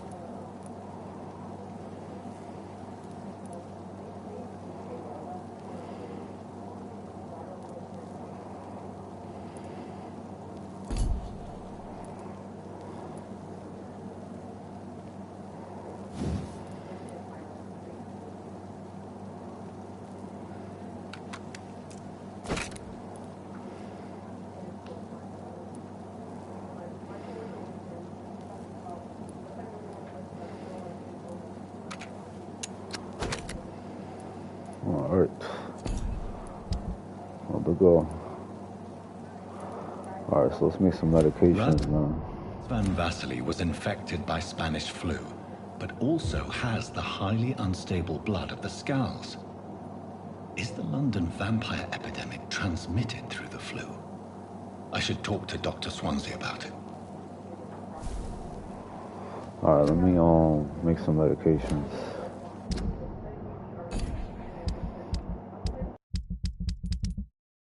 This community. We'll start here. So he has a fatigue for headache.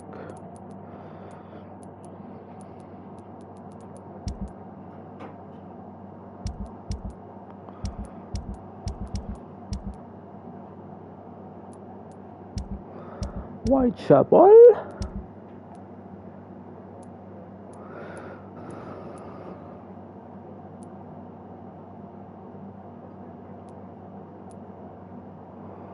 I'm about to eat this girl, yo. She got a lot of XP on her. Just need to figure out what else she's doing here.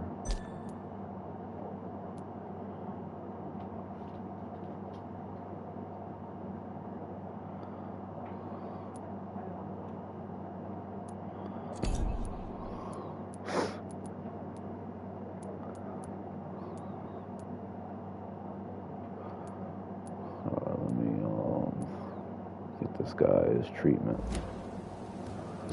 Can I treat a headache yet? Nope, I can't.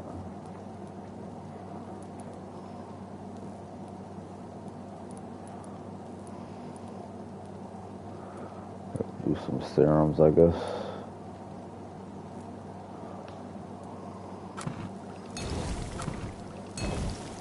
Alright.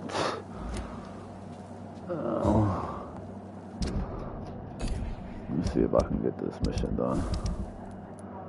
This is one mission I need.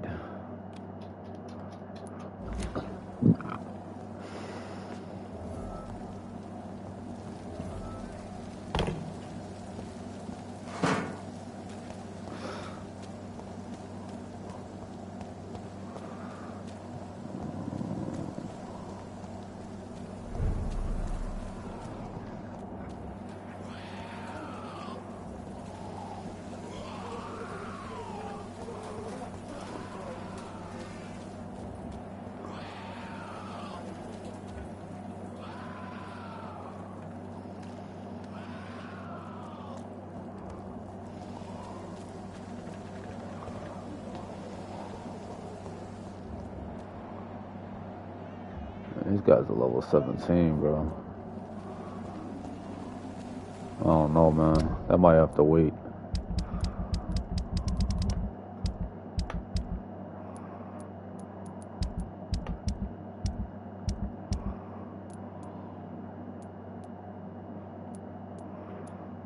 I'll finish off with this shit.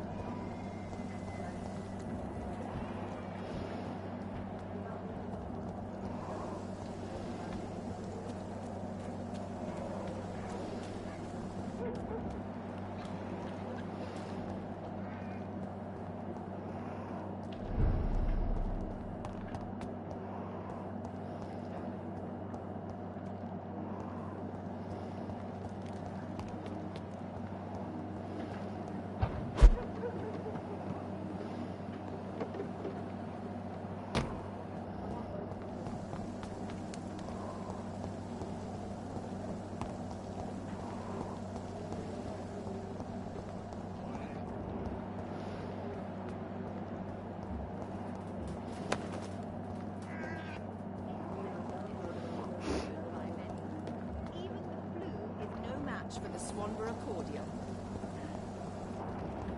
Yeah, safe house.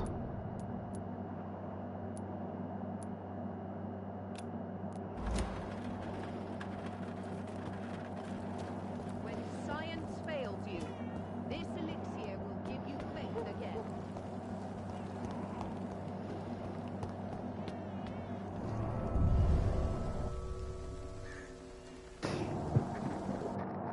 A couple people need treatment for fatigues.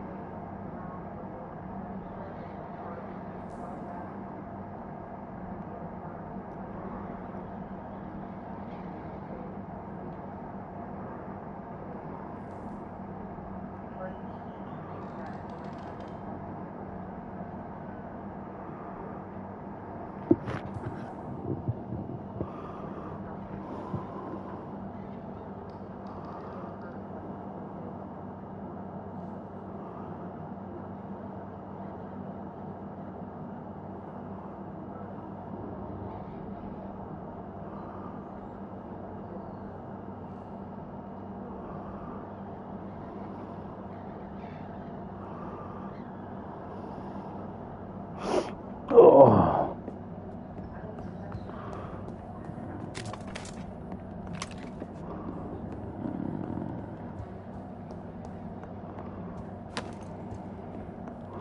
Where is that bed?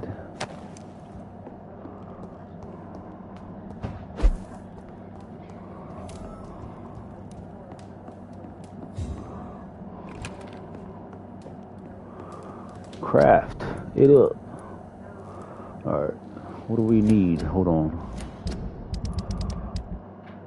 Oh, look at all this fatigue. So fatigue,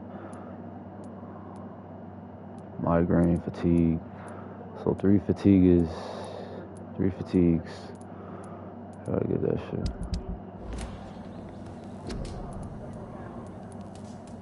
Can I make 3 fatigues? Oh yeah, I sure can.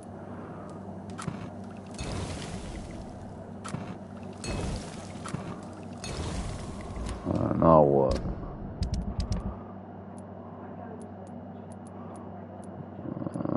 3 food I gotta get to know. Bronchitis.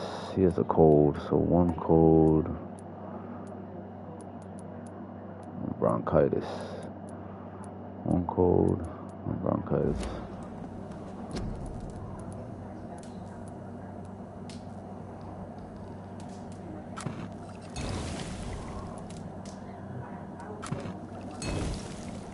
Alright, we're good. We're ready.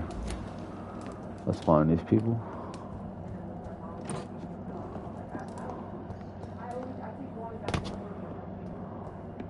Get XP for this shit.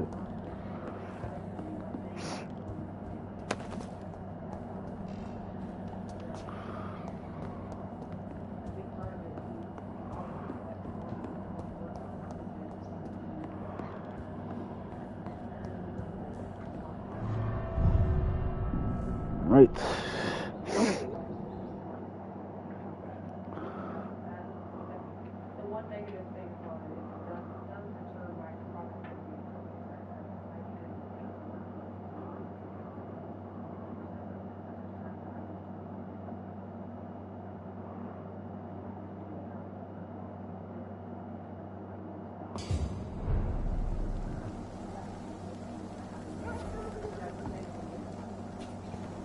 Alright, let's find these people.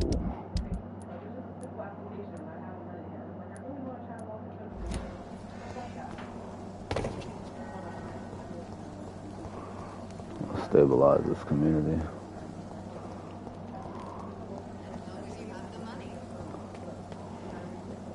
Alright, who needs this? She's good. Let's find Darby Popa.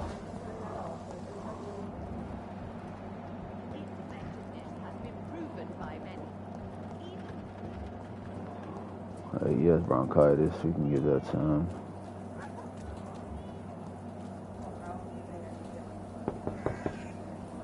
Hello, Mr. Petrescu. Hello, Dr. Reed. Come on in.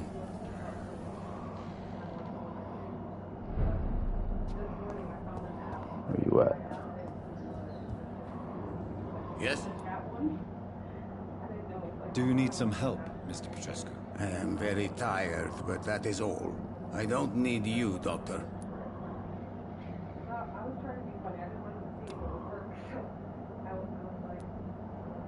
Well, I think you do. Take this, and you'll feel better. Free drugs from an English doctor. It must be my lucky day.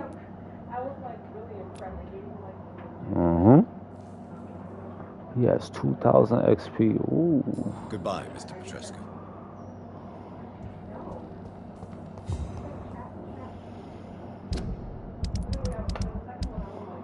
So he's all good.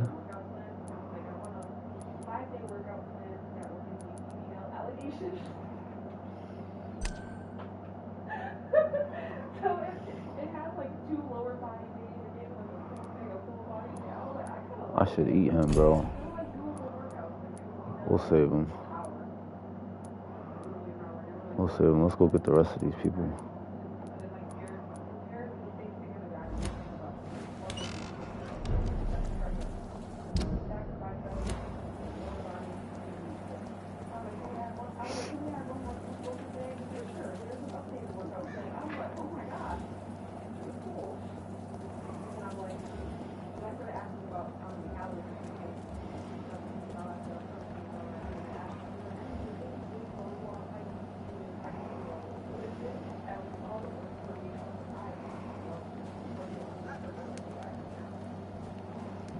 Where's all these other people?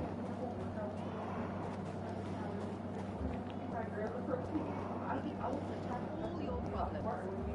As long as you have the money.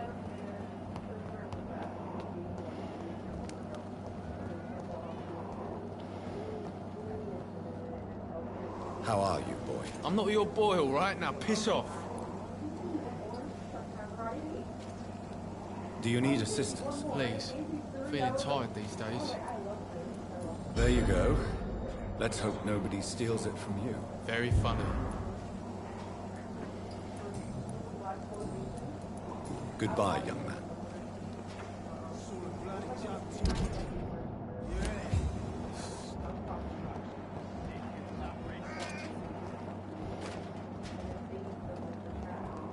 Oh, we gotta find Clayton Darby.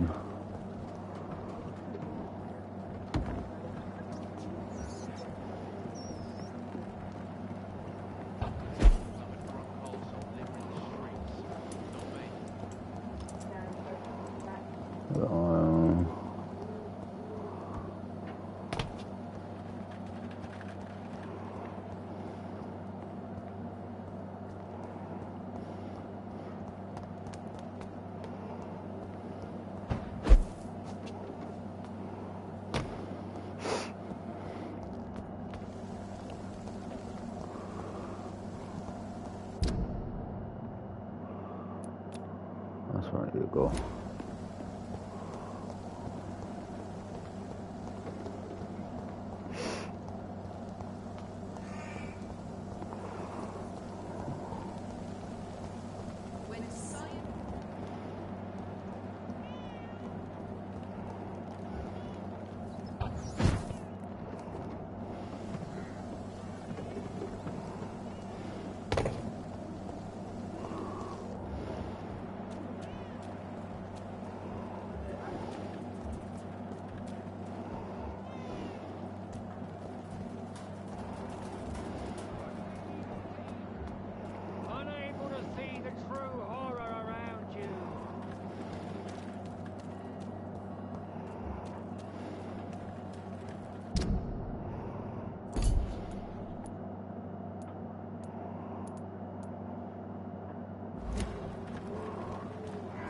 Feeling for cold.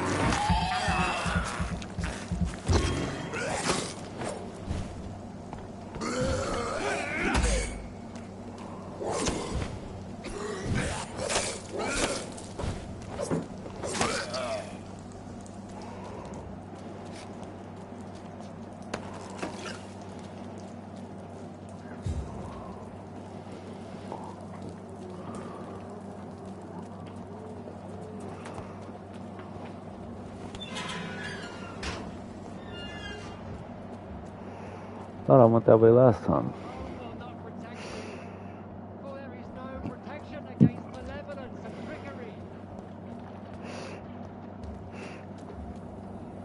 Good evening, Christina. Change your mind, Mr. Reed? Do you need any assistance, Miss Popper? It depends on the price of your medicine. I am shocked that you would think I am that sort of man. Forgive my suspicion. I'm so used to liars with good manners. Thank you, sir. Goodbye, miss. Take care of yourself as best you can. Leaving? Can I put that get up on me?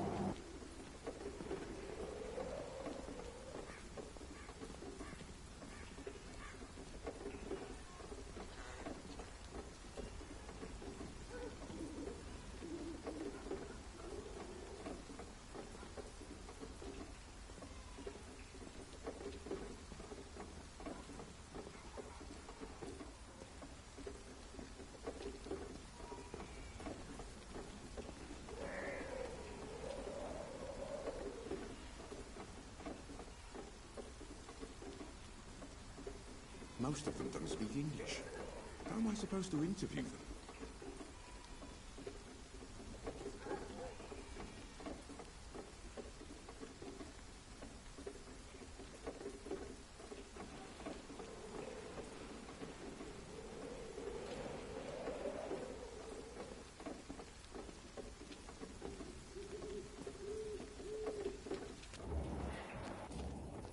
Good evening, Doctor. Can I help you? Do you need assistance? That would be nice of you, Doctor. Who knows what I may have caught during my investigation. If you persist in investigating the most pox-ridden boroughs of London, you must accept the risks. Thank you, sir. Goodbye, Mr. Darby. Farewell. Everybody looking good in this neighborhood. Stabilizing everybody. He's recovering. Still gotta find this guy. He has a cold. I don't know where he was.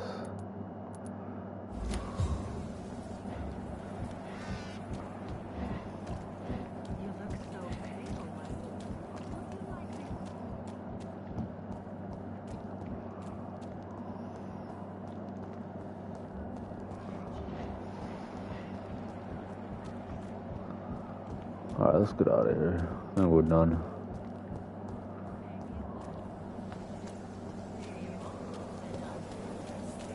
I can't find him.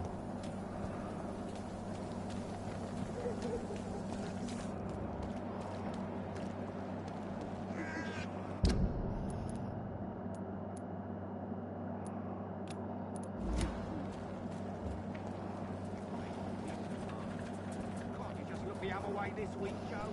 Come on, we can sort it out, right?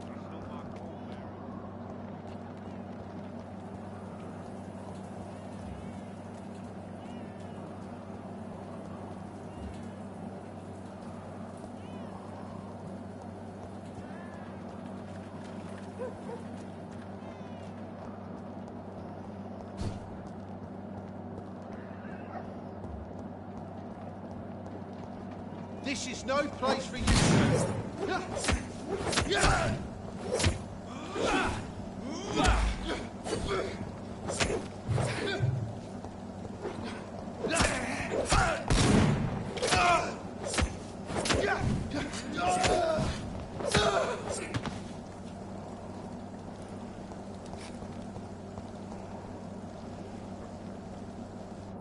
Best turn around if he's mine! I'll take it.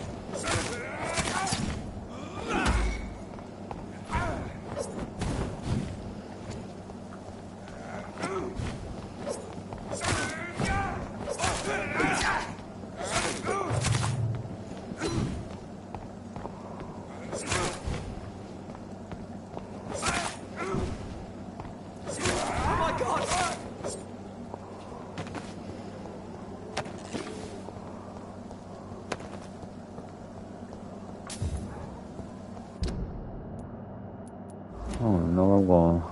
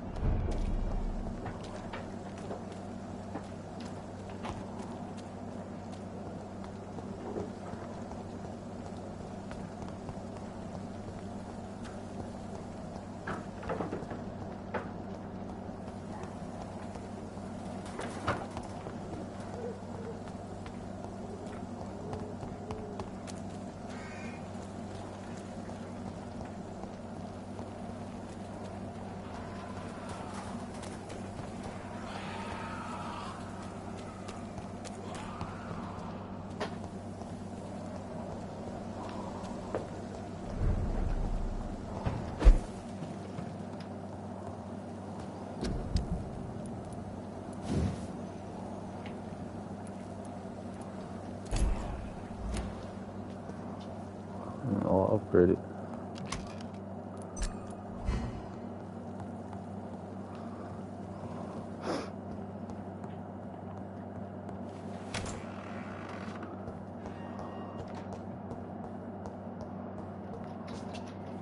This.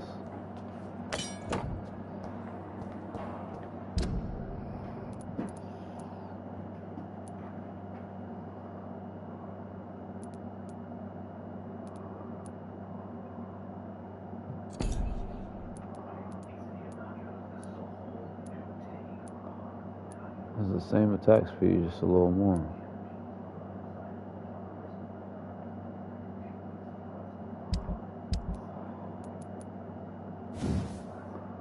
Upgrade it? I could upgrade it.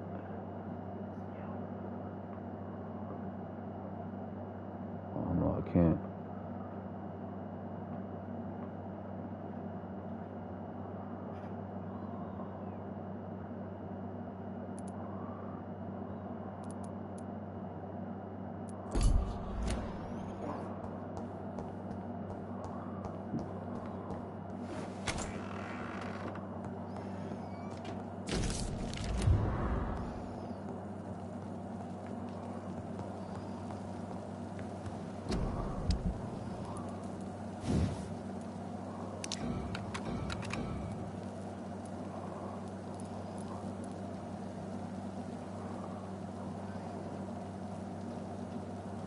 I should do it.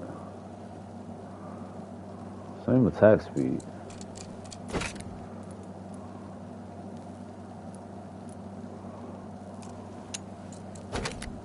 Oh yeah, and I'll be stronger.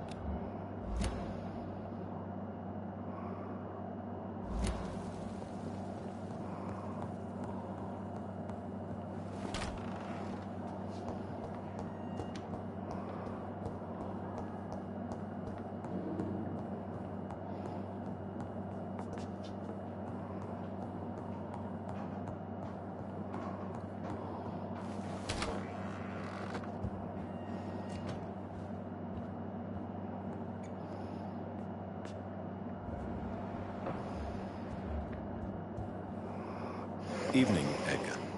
Could I get your professional opinion? Please speak. But I have something important to tell you. This strain of flu, it's very different from the one I saw in Europe. It's downright peculiar. Really? What makes you say that?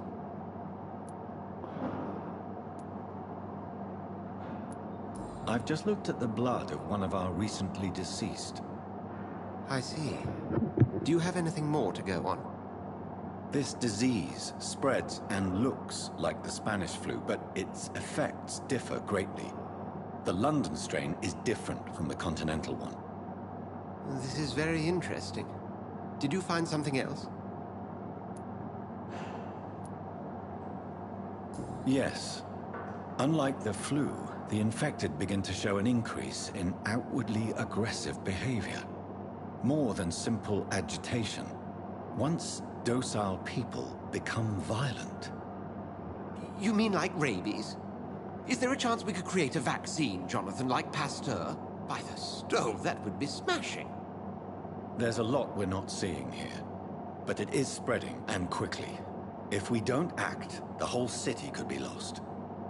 But Jonathan, we've a fantastic opportunity sitting right here in front of us. A weapon of choice. What on earth do you mean? Why, you, my dear boy. With your expertise and your blood, we could isolate the properties that course through your veins. Think about the possibilities.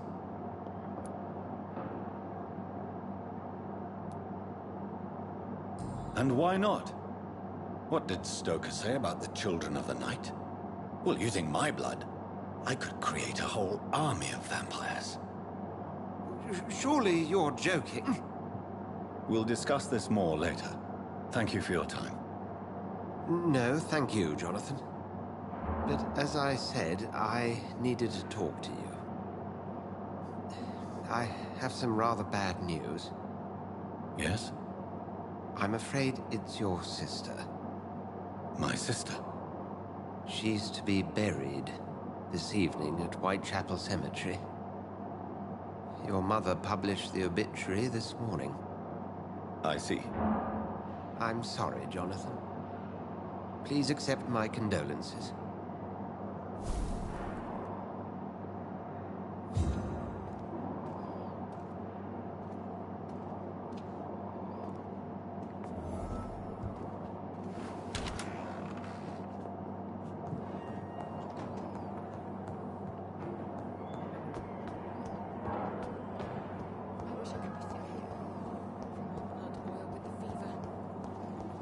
I never thought I would have to attend my murdered sister's funeral. Mary, I can't forgive myself.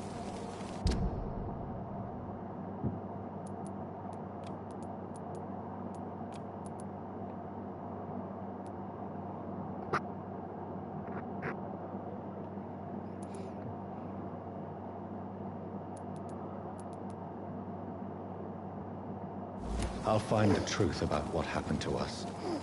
I swear.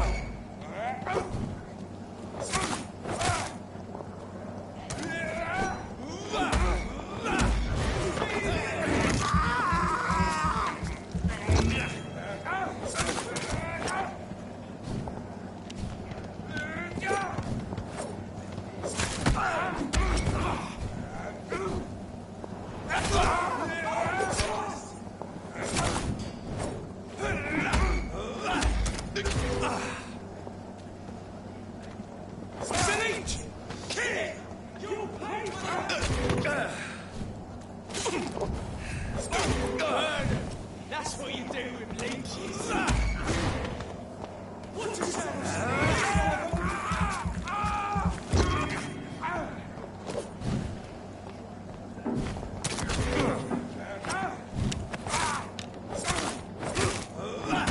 Watch out, lads! Murdering bastard!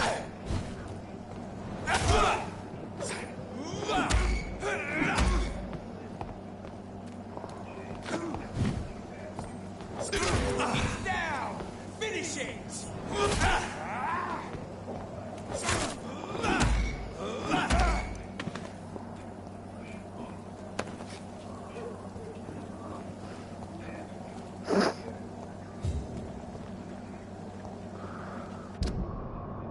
Like that citizens. Oh yeah.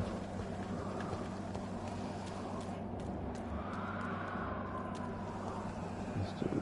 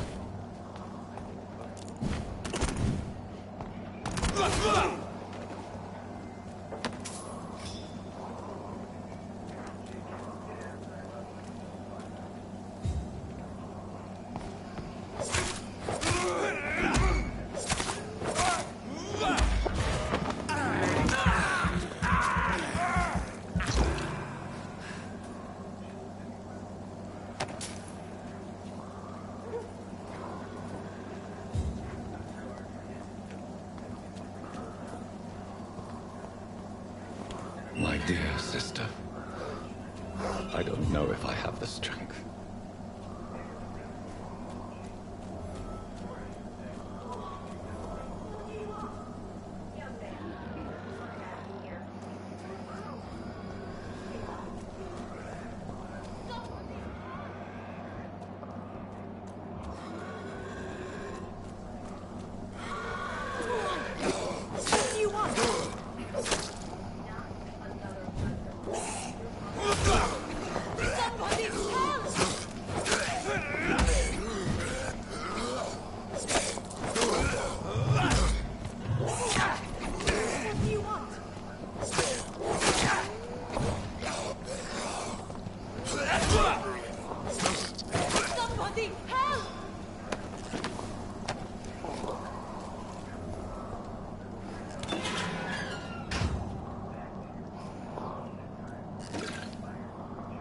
Are you all right, miss? I don't know. Who were those people? They wanted to kill me. Why? They've lost their minds in the epidemic. They won't come back for now. You seem to know a lot about them, sir. I'm Dr. Jonathan Reed. I'm investigating this disease. I am Xiaoxun. Thank you so much for helping me, Mr. Reed. I must go to the cemetery now. Goodbye.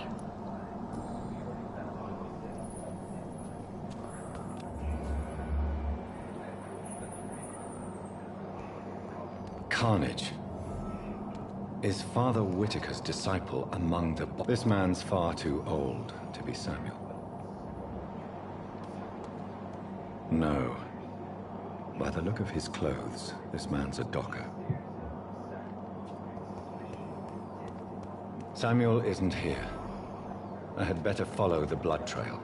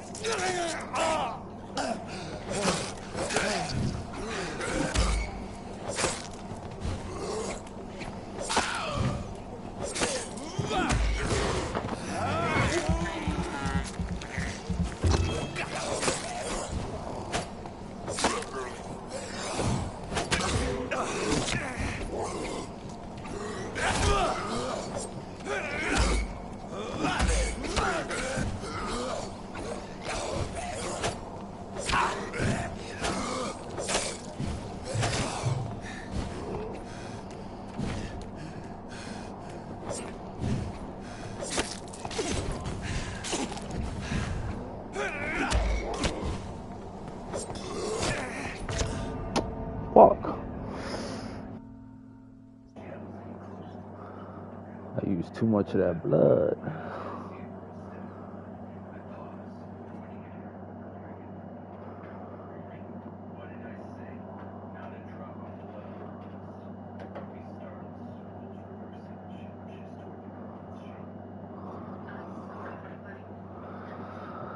Oh man.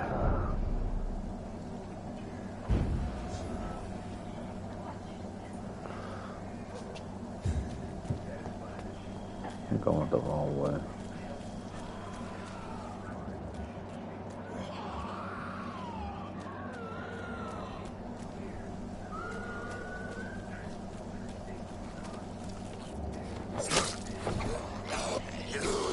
I gotta shut up like these guys.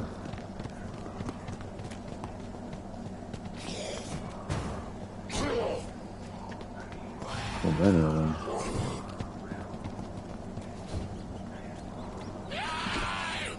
Where the hell is the cemetery at?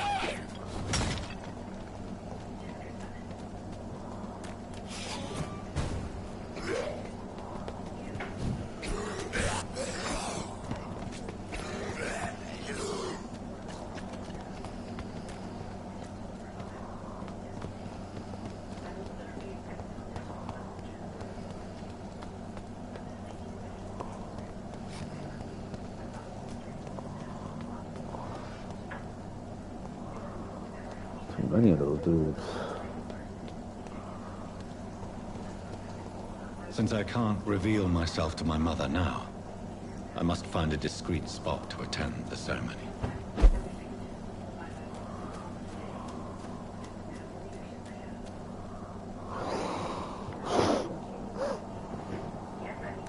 I am the resurrection and the life. He that believeth in me, though he were dead, yet shall he live. And whosoever liveth and believeth in me shall never die. We commend unto thy hands of mercy, most merciful Father, the soul of our sister departed, and we commit her body to the ground. Earth to earth, ashes to ashes, dust to dust.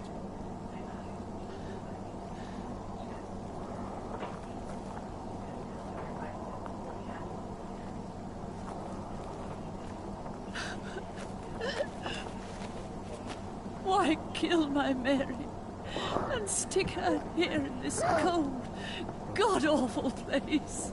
These are the legal requirements for the epidemic, madam. Oh, Avery, I feel so tired. Please take me home. Yes, madam.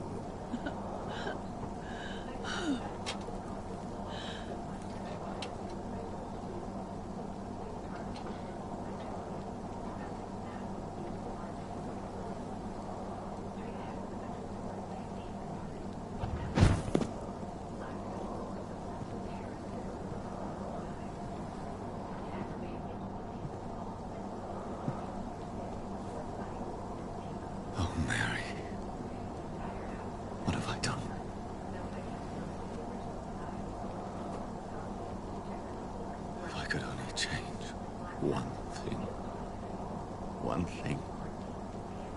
This is a nightmare. Jonathan, there is nothing you can do but accept it.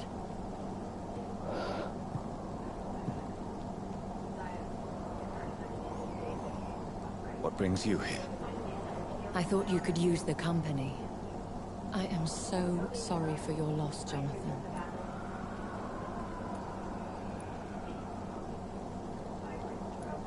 I wish the tears would come. But I'm empty. And I feel a hypocrite. Let your pain run free, Jonathan. Don't smother it. What you feel is your humanity. Don't be so quick to lose it. She had been scouring the most dangerous parts of London in search of me. And it led to her death. Jonathan, don't. I still hear her last thoughts. They echo in my head. Her mind shattered, and it haunts me. Jonathan, stop. Listen carefully. You must come to terms with this. You must learn to live with what happened. I'm learning. Every night is a new lesson. What I am, what I must do to survive. But my sister, she shouldn't have suffered because of my weakness. Don't you see? You're doing the work of our enemies, feeding your remorse. We are weakest when we grieve, and the guilt blurs our senses. And so this is why you're here. To warn me. You felt this pain yourself. You too have endured this. I don't want to lose you, Jonathan. I've lost so many friends. Loved ones I cherished. Pray for Mary's forgiveness, if you must. You may be right. Of course. I've stared upon this world for centuries. And time has taught me to deal with guilt, if not erase it. What should I do then? St. Mary's Church is not far from here. Go there and make your peace. Find the solace you need. My lady wants me to confess. No, Jonathan. It's you who wants to confess, I think.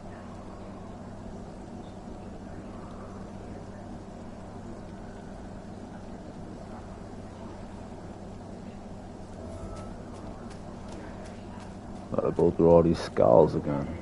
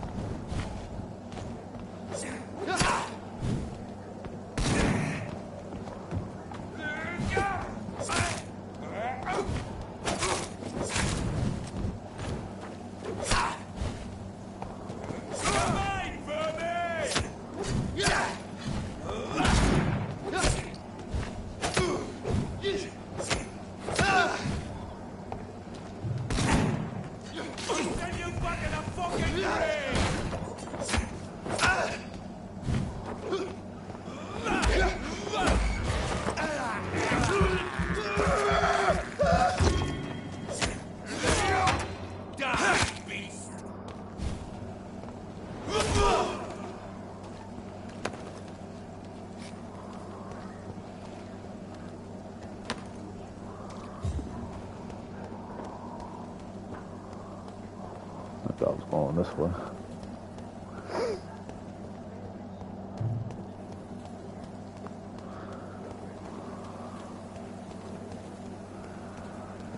And off to church he goes, a newborn seeking divine consent to lick the blood from the soft and pointy crown. Who are you? Make yourself known. Newborn, you reek of guilt and pointless compassion. Shed your skin, forget your old weaker self. What do you want from me?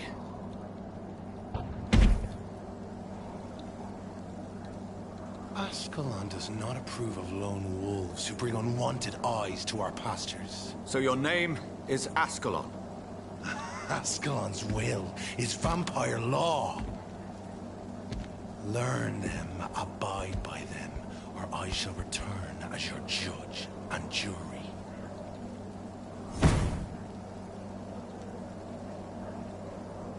These immortals try my patience with their plans and unsolicited counsel.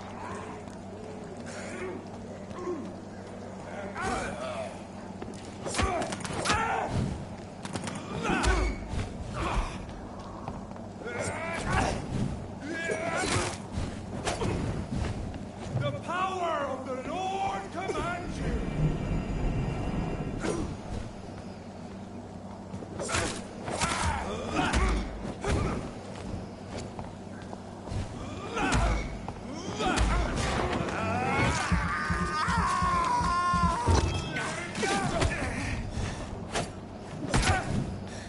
I'm about to die.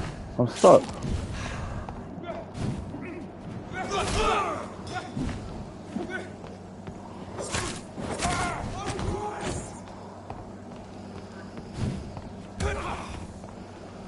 Stay back!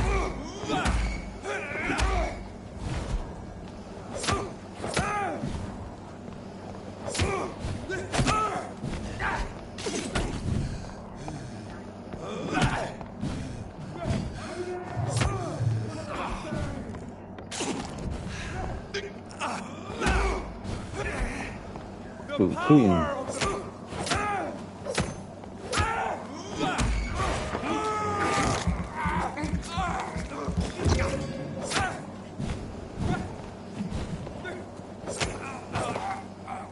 This man stunned me with his faith. His crucifix. This is not good news.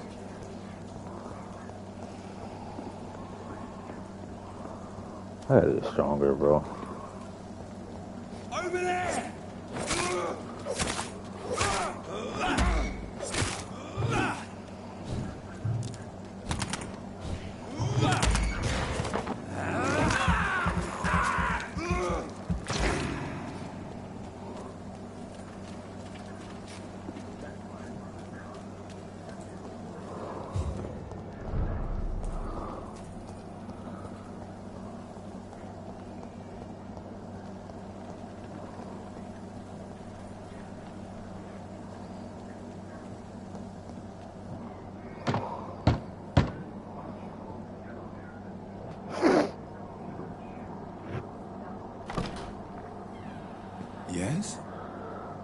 What is it that you want? I'm sorry to disturb you at such a late hour. No worries, my son. I'm still quite awake, having just returned from a funeral. Yes, I know. I've forgotten what I wanted. I don't know.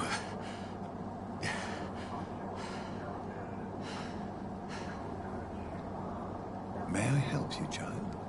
You seem somewhat perturbed. I haven't the strength to cross the threshold. I wish to pray, to cleanse my soul. The church is shut by order of the bishop. But I'm still the vicar of St. Mary's, if that is any use to you, my son.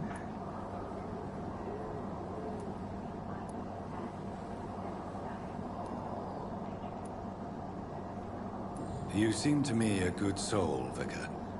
But this is a personal matter. There are no secrets from God, my son. If your heart needs comfort, consider me your chapel. For I can be as silent as stone.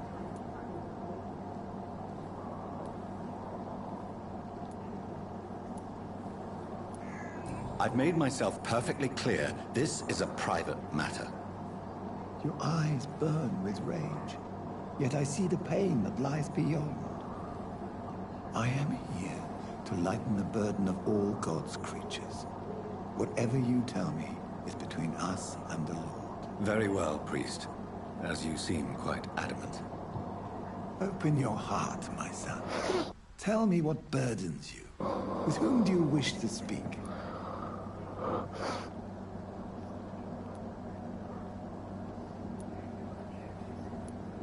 She was my sister. You seem so troubled by the loss of this girl. What happened to her? She has been laid to rest. That's all you need to know. I see.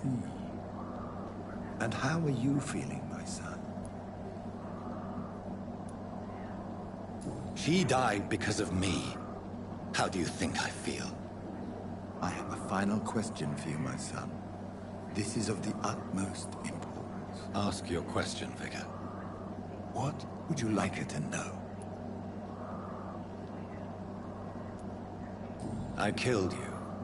There's no excuse. My dear Mary, forgive me. You have been heard, my son, and your burden will lighten if your words are sincere. Go in peace now, and live your life in the way she would have wanted. I don't trust that man. Whatever happened on this dock is between my sister and I. It does not concern God at all. Alright, we gotta rest.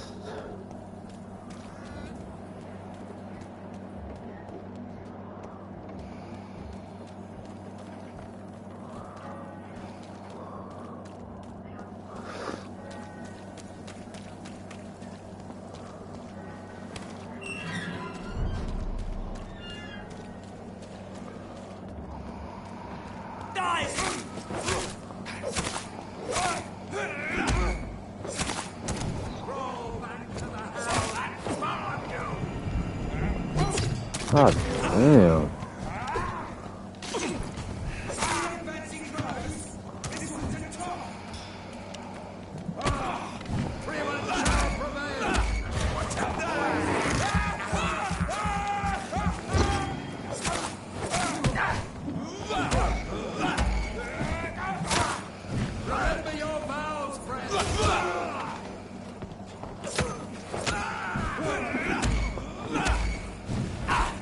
Away with you!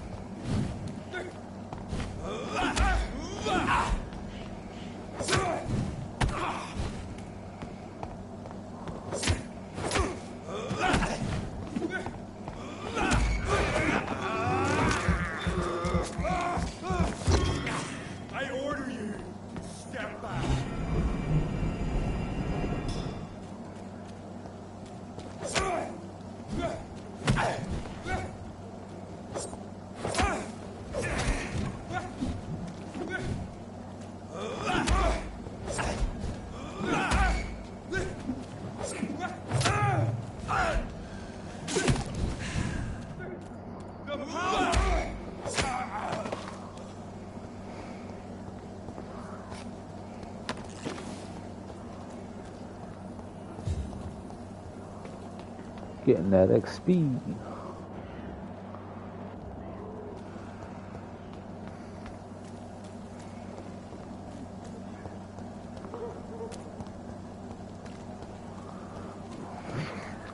Oh.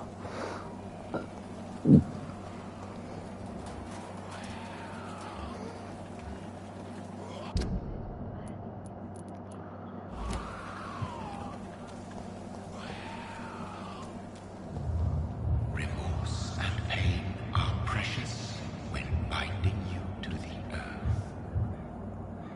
You. I remember you.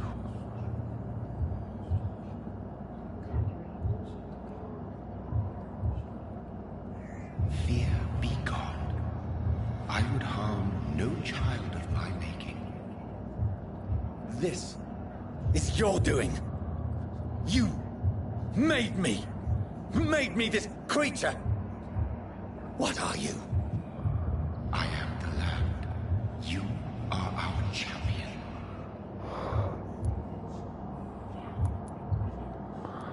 You selected me. Chose me. As shall my children yet to come. What is it you seek? This age is sickly. An ancient poison, an older rage, brewed in a cauldron newly forged. This has something to do with the epidemic. Seek truth, my champion. Defeat the serpent of knowing with iron spur.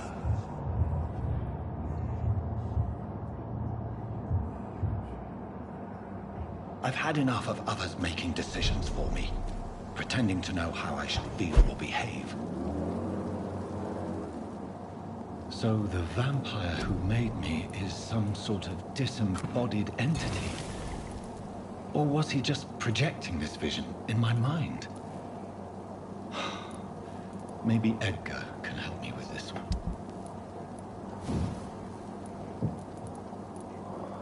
Alright, we can go to level 3 on this. Oh, not yet. This 6 handle parts. I need 2.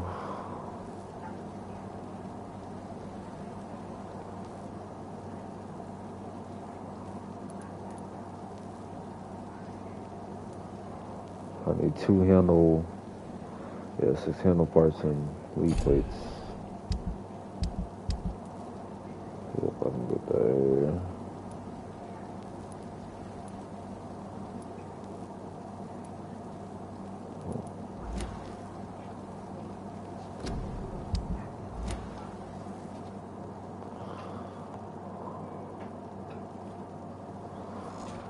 Time to get stronger.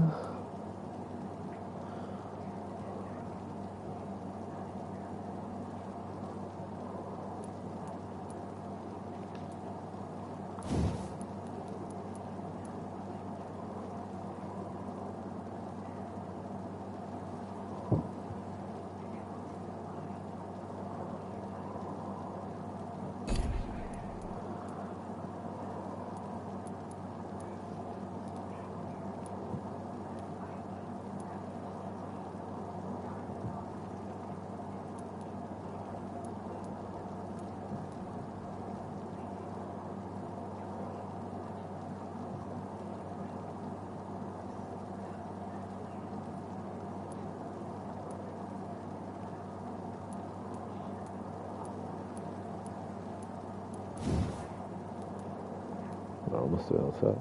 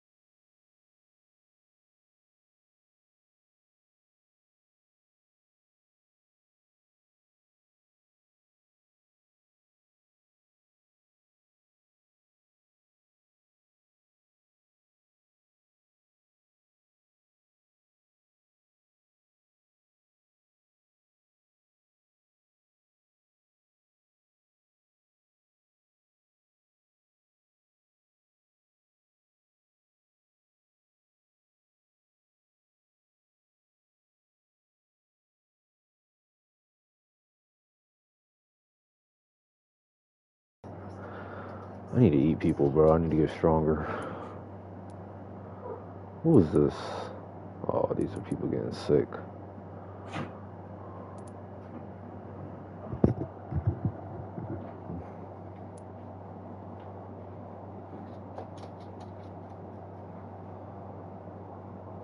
Stabilize this community.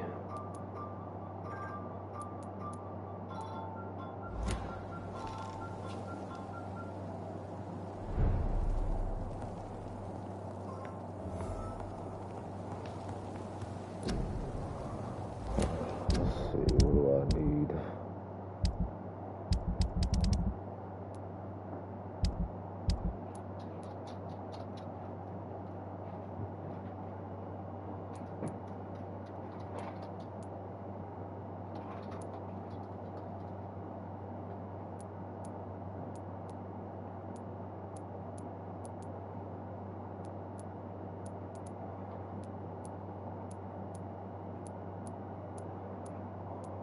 Fatigue. 1, 2, 3, 4, 5, 6. That makes it. 1, 2, 3, 4, 5, 6.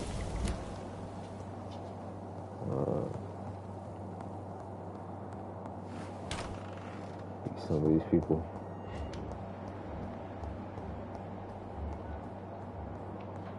That's their story.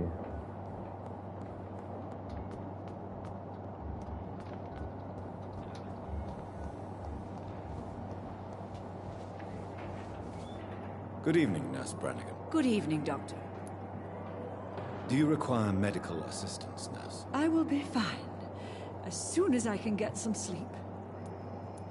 Nurse, you won't be able to help people if you're sick.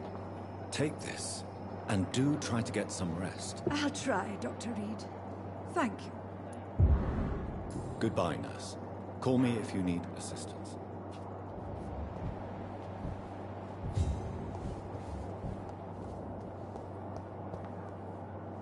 Good evening, Mr. Elwood. Evening, Dr. Reed.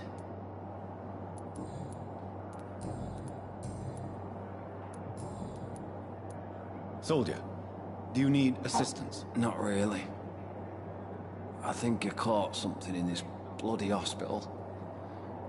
I swear I'm dead, yet smiling inside, Dr. Reed. As long as you remain here, I will make sure you don't have to worry about your health. Don't think you can do much about it. Damage is done. Goodbye for now, Mr. Elwood. The pain. There again.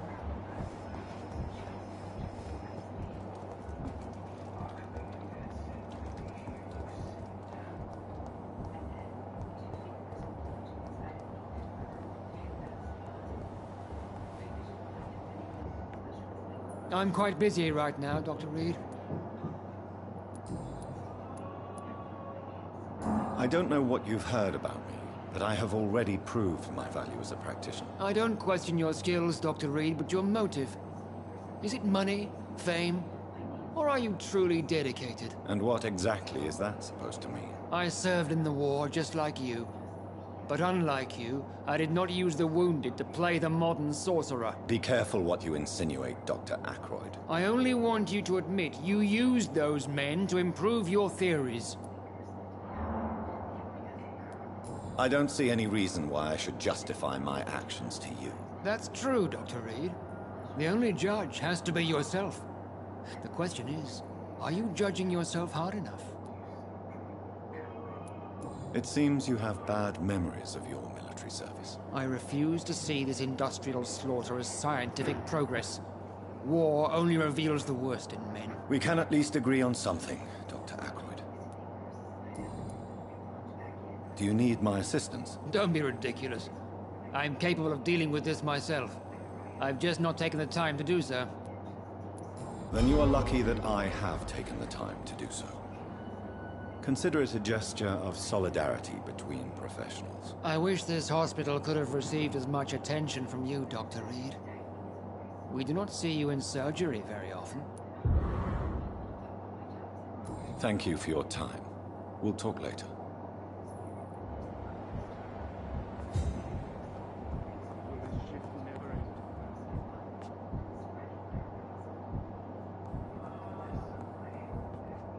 Good evening, sir. I'm Dr. Reed. May I help you? I don't know if a third opinion is needed. Your colleagues are already arguing about my condition. I see.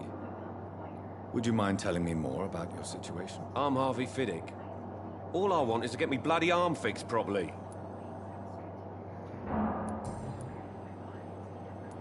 Tell me about your injury, Harvey. Why do you feel so guilty about it? My wife died because of me. And now I may lose everything because I've been careless enough to hurt myself. What an arsehole. How could your job be responsible for your wife's death? I was working a double. She went out to bring me a hot meal and got caught in a German bomb raid. You can't hold yourself responsible for your injury, Mr. Fiddick. Unless you tried to hurt yourself. Of course I didn't hurt myself. But I can't work until my arm is fixed. My children need to eat, Doctor. Doctor. Tell me more about the death of your wife, Harvey. 1915. I was in the army. Building workshops for the Royal Flying Corps. Helen was happy I wasn't sent to the front. What happened? The Germans sent Zeppelins to bomb the construction site, but they missed their target. My wife was bringing my dinner when the bombs fell. How are your children after losing their mother? They were smaller then. The only good thing about this is my Helen didn't bring them with her that night. I'm sorry for your loss. So many died during the bombings. I served in France and witnessed the carnage there. I would like to say that she didn't suffer.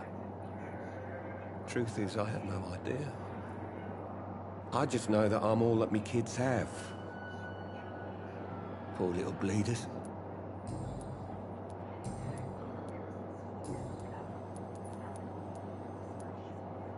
Tell me about the doctors who are arguing about your case. Strickland and Aykroyd.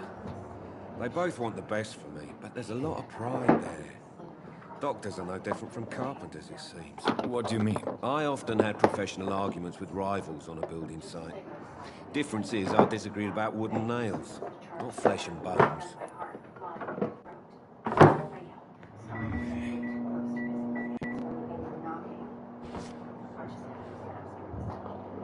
I didn't mean to do that.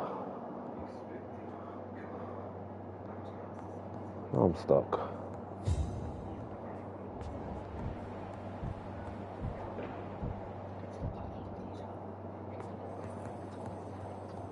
You all...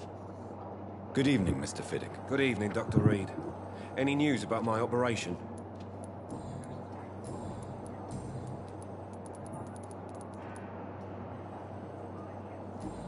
Goodbye for now, Mr. Fiddick.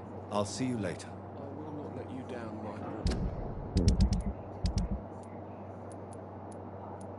Alright, let's go find the missing ingredients. What's this? Oswald pressure.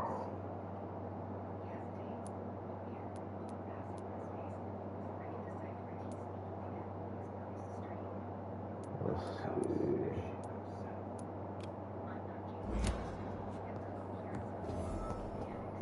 Missing ingredients. I gotta start getting some people, bro. Gotta get stronger.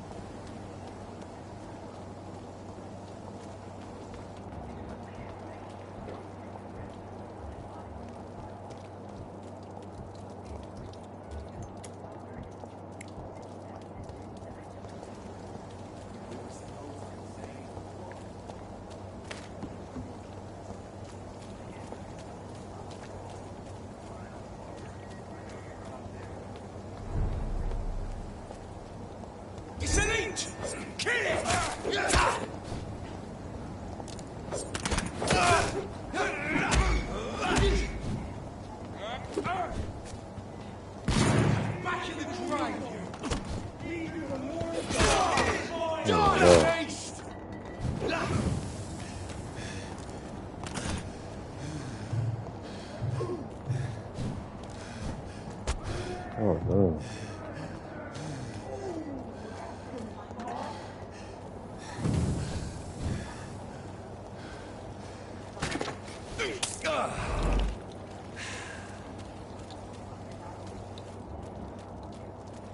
I think these guys rank up as I rank up.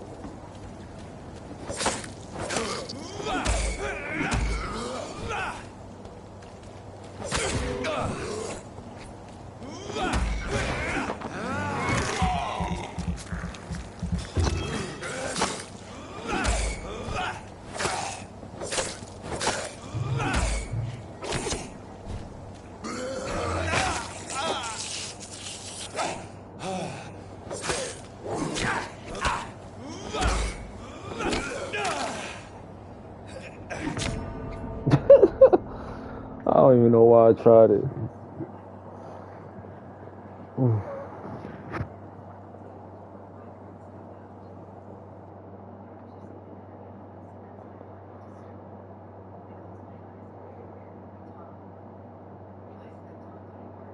Fighting is hard in this game.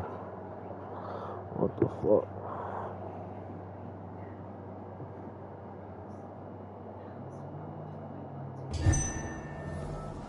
This city is more peaceful without the bombs, but no less dangerous.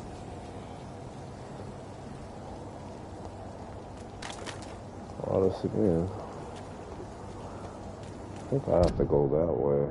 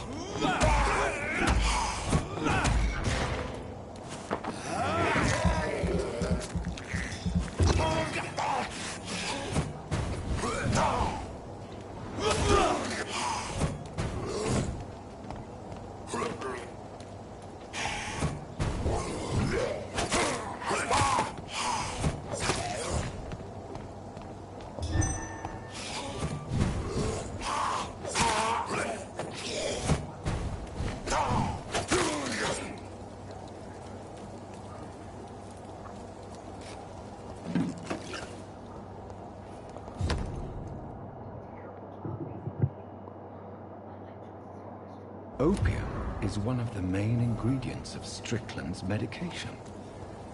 Never a good move.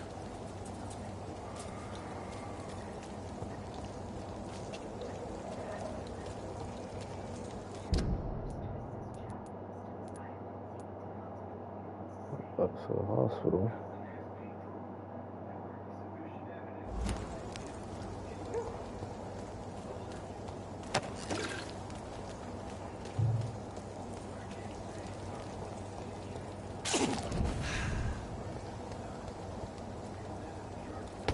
Oh, I thought I was gonna fall in the water.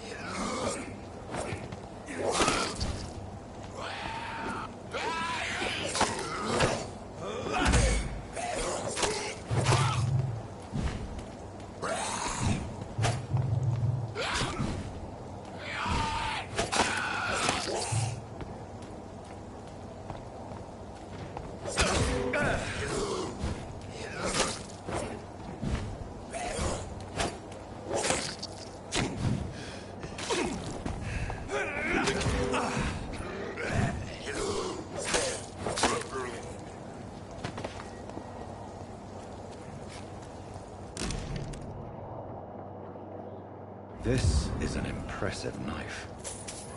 There's a name engraved on the metal. Clay. What kind of man puts his name on a knife?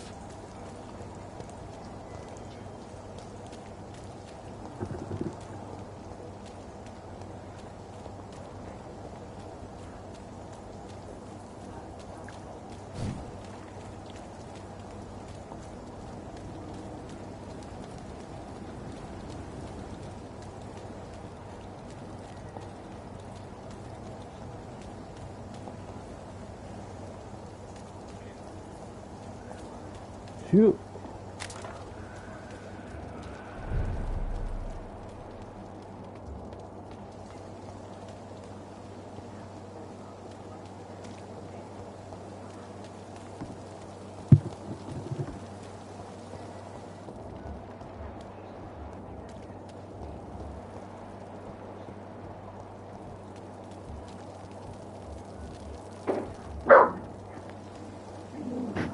Good evening, Milton. Good evening, Doctor. Still trying to save lives?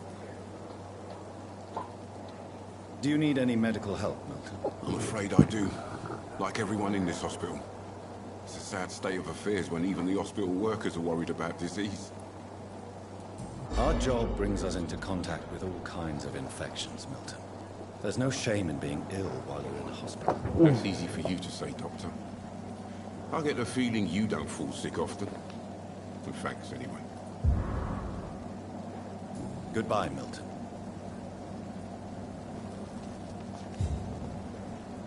Good evening, Milton. Good evening, Doctor. Still trying to save lives? I'd like to see your goods. Wise choice, Dr. Reed. A reliable gun is what everybody needs these days.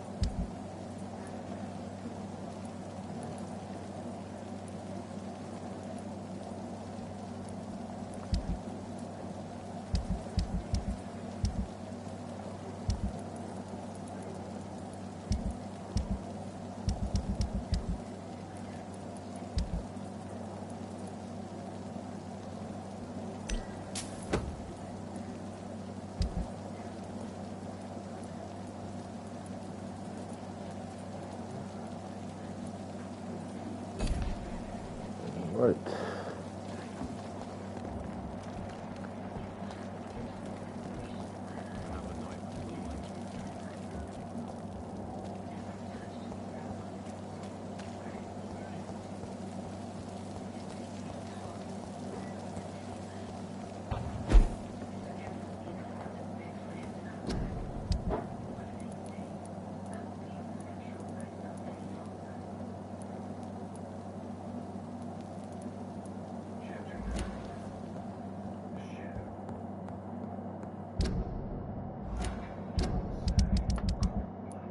So we just gotta tell this person.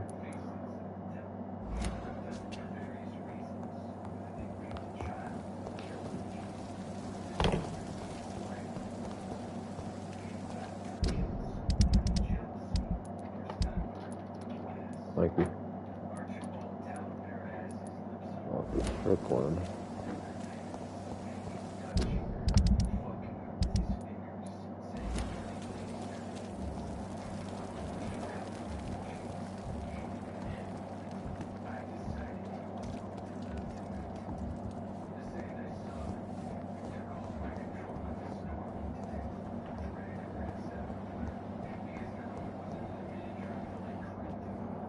I'm quite busy right now, Dr. Reed.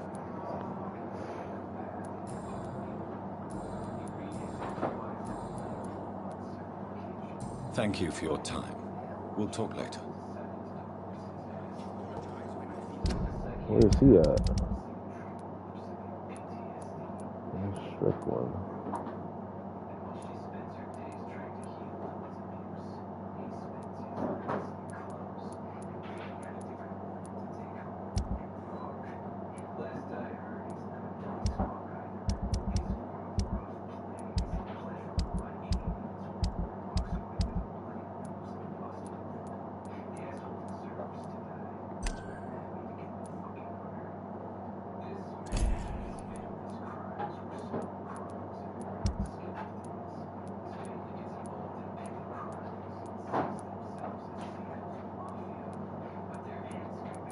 I don't think I've met him. Oh, I didn't meet him yet.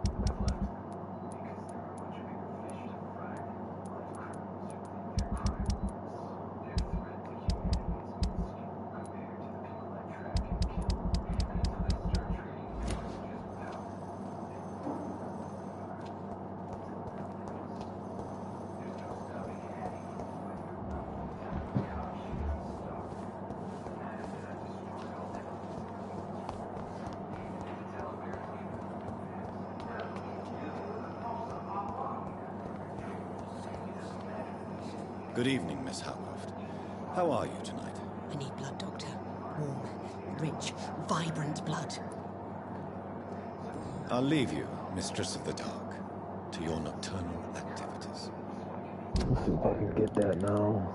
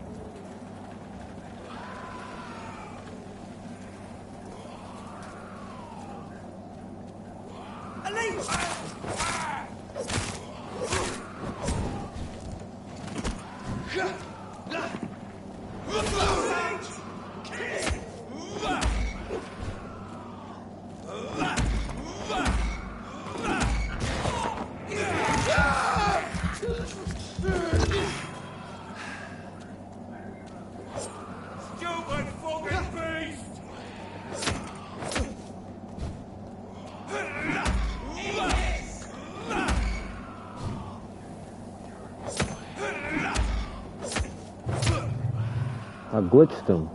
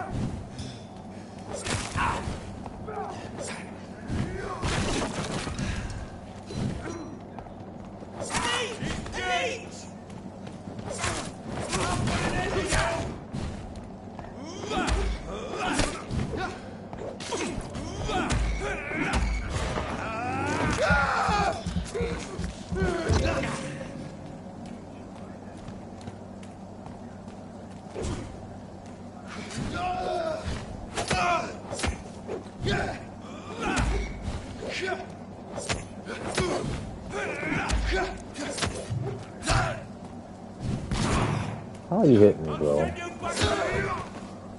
You barely got me on that.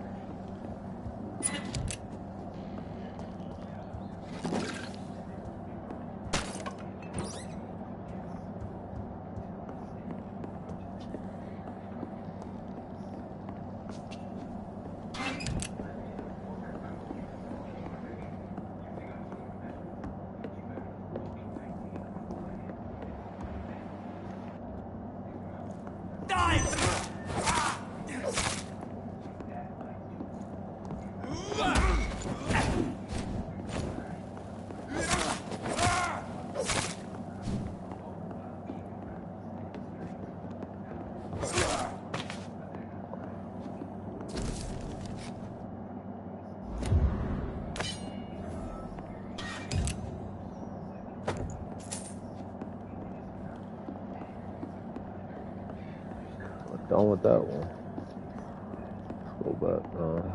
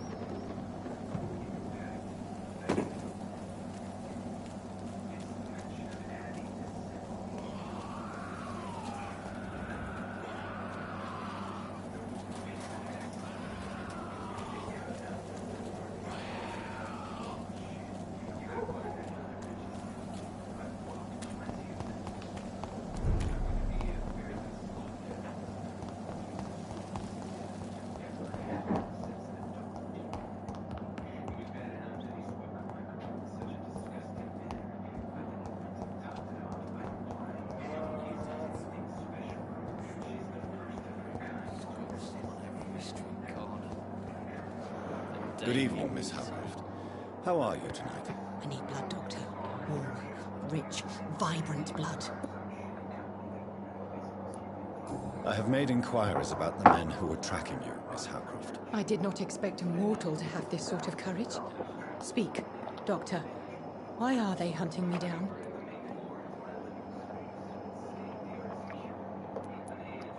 It was a misunderstanding. These hunters, in fact, looking for a very different creature, but they mistakenly put their sights on you. I knew it. I have become undone. Those hunters have discovered me, but they don't know what I'm capable of. If you'll accept some advice from a petty mortal, I think you should assume a low profile and just quietly disappear into the shadows. You are right.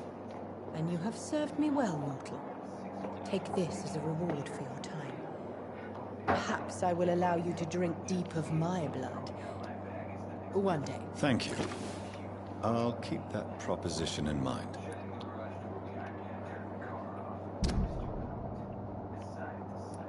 One more.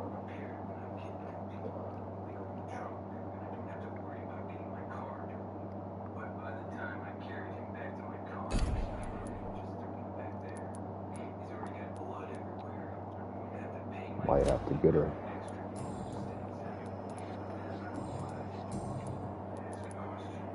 Tell me, Thelma, why do you feel so attached to Mr. Elwood? Why him? I'm not sure, Doctor. I think we have a bond of some sort. We've both suffered so much. He's the only mortal I find interesting. Would you say you and Mr. Elwood are romantically involved? No. No, Thomas is a delicate soul. Even though he disguises it. But I am not the woman he needs. No, for I am a vampire, Doctor. Do you plan to make him a vampire too? Of course not. How could I inflict my curse on anybody else? I'm not that cruel, Doctor.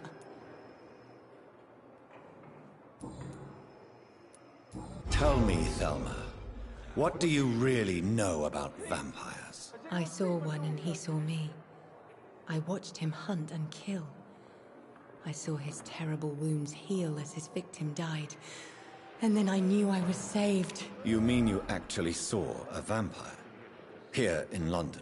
Yes. And it has been the answer to my pain. I must drink and kill to regenerate my decaying body. I am a vampire too.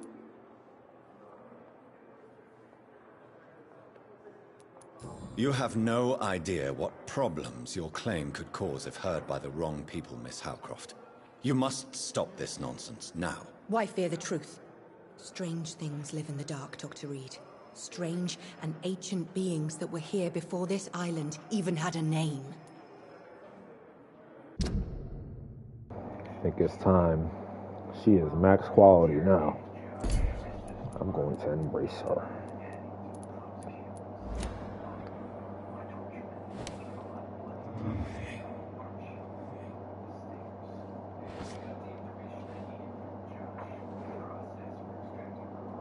Yes, sir. Nothing to see here.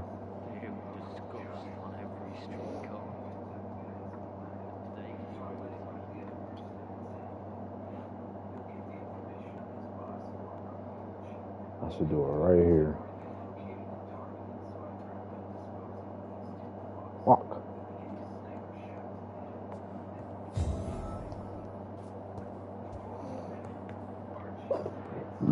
Good evening, Miss Howcroft. How are you tonight? I need blood, Doctor. Warm, rich, vibrant blood.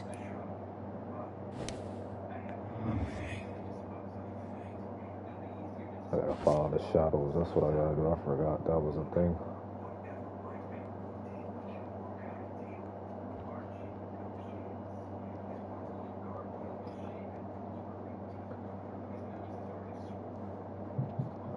We need her blood.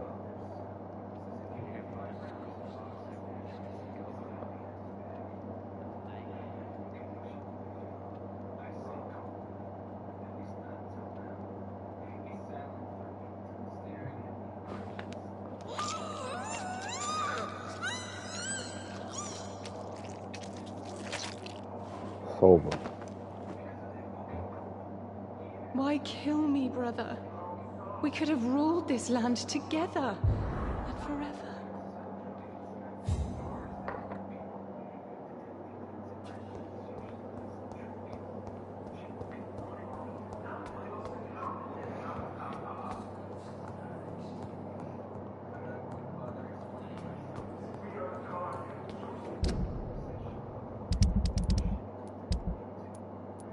She's done.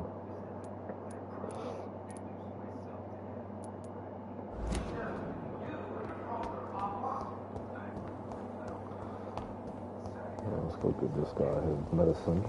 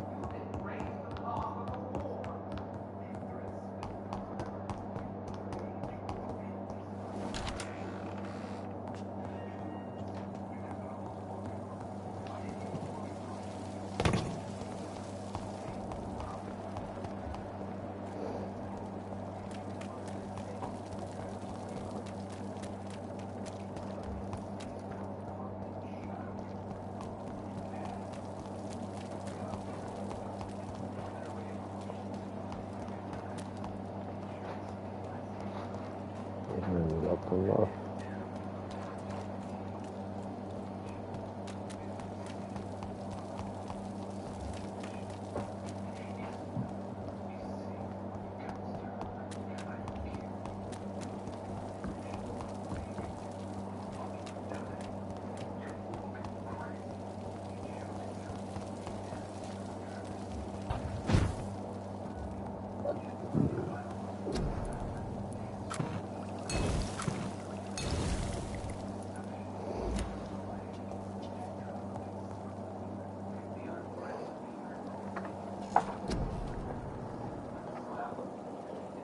Well, see what we can do.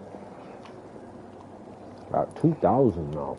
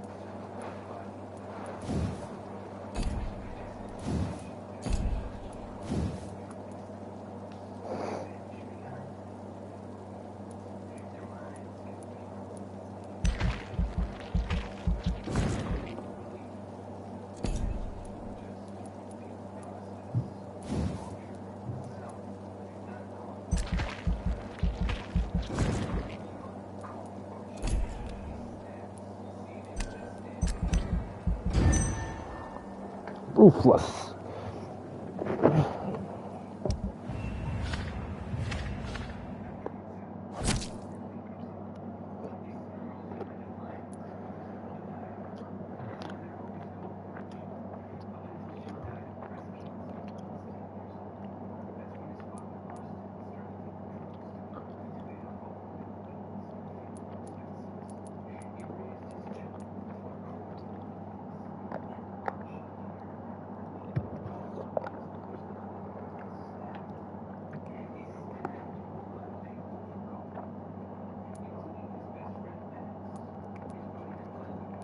Right.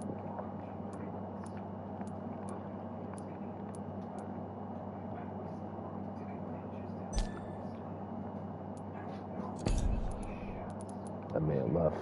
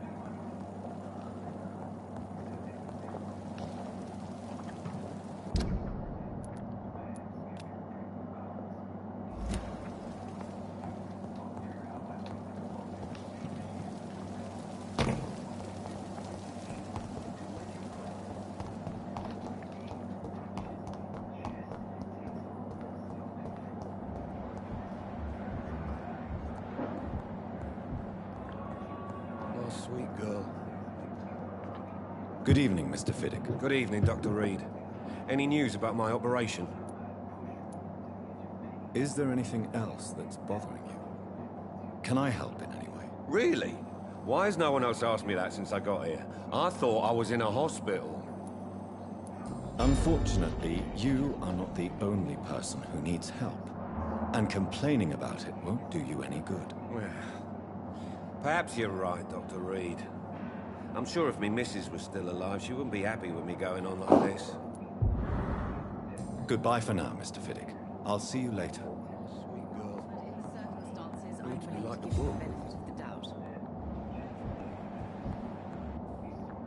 Good evening, Doctor. How is my son doing? Do you require medical attention as well, Mrs. Goswick? Do you know you're the only one who's asked me this? No, I don't feel well, actually. Despite what you think about this place, I can tell you with absolute certainty, taking this will help you recover. Well, at least your reputation seems well deserved. Unfortunately, I can't say the same for this hospital. Goodbye, Mrs. Goswick.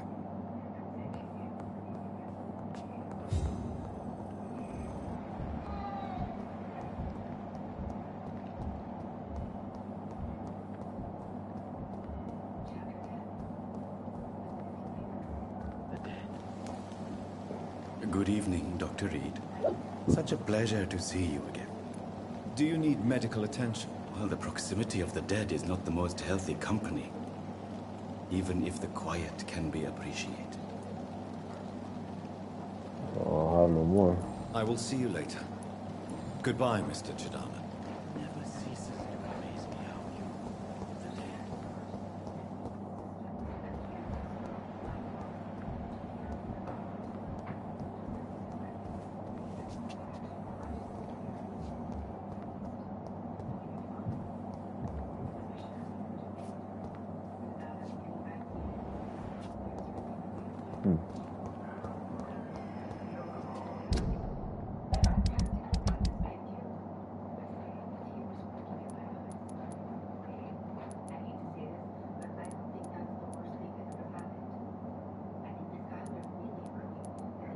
Cold.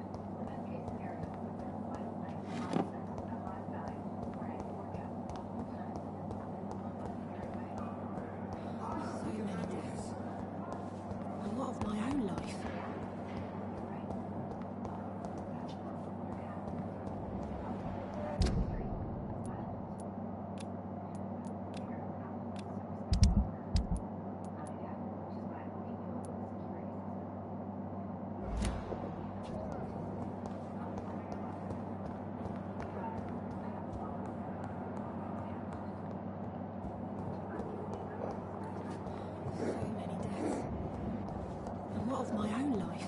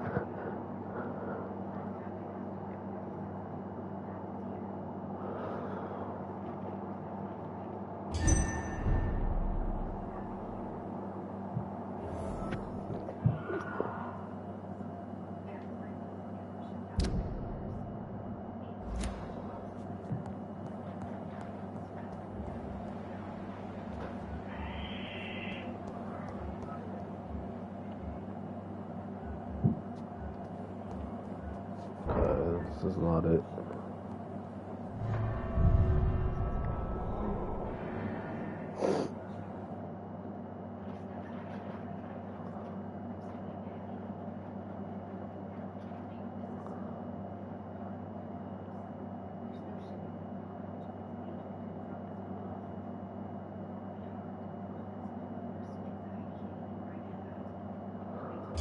Alright, probably gonna stop that there.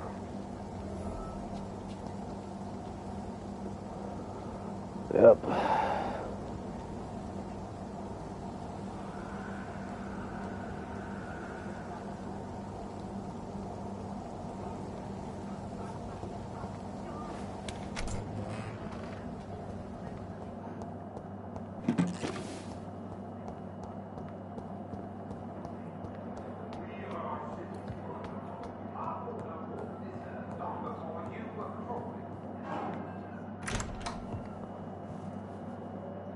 God protect us.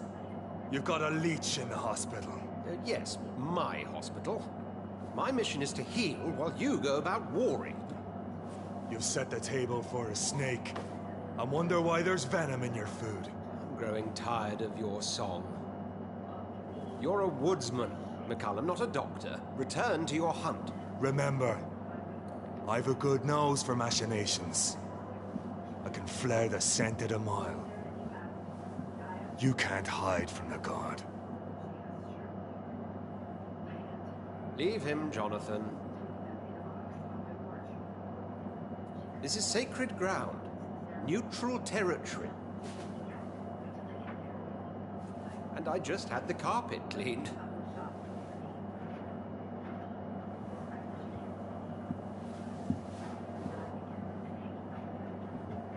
By the sacred stone, this is very bad news. Bad news indeed. What happened? The hospital has been attacked. We have injured patients, at least one dead and several missing. This has spiraled out of control. Even the most infirm are asking to be allowed to return home. We cannot have the people lose faith in this institution. This hospital is their only hope. Of course, you're right. But we cannot afford a public scandal. It would ruin us. We must restore order, and quickly. You mentioned a dead patient. Who is he? She, Jonathan. She was Miss Harriet Jones. I found her room like a slaughterhouse. Blood everywhere. The duty nurse is taking care of the mess. Very well. I'll help you. Jonathan, please. I can't rely on anyone else. And this concerns you as it involves vampires. Someone has taken advantage of our more liberal tendencies here. In what way? Jonathan, I may turn my head when you or her ladyship indulge, but I will not allow this place to become a nest for street feeders. Please then, tell me. Sean Hampton, the man we thought we'd saved at the docks. It seems he was infected after all. So Hampton became more beast than man. Exactly. And now Guard of Prewen suspects the hospital of vampire activity. Do you realize what that could mean for us?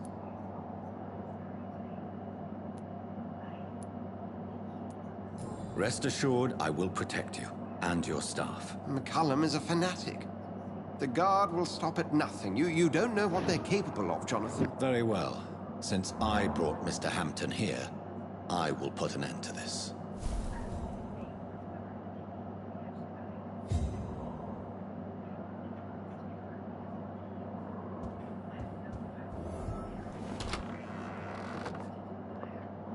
Sean Hampton lives and breathes for the well-being of his flock. There's no other place he would go but the docks. Alright, stop that there.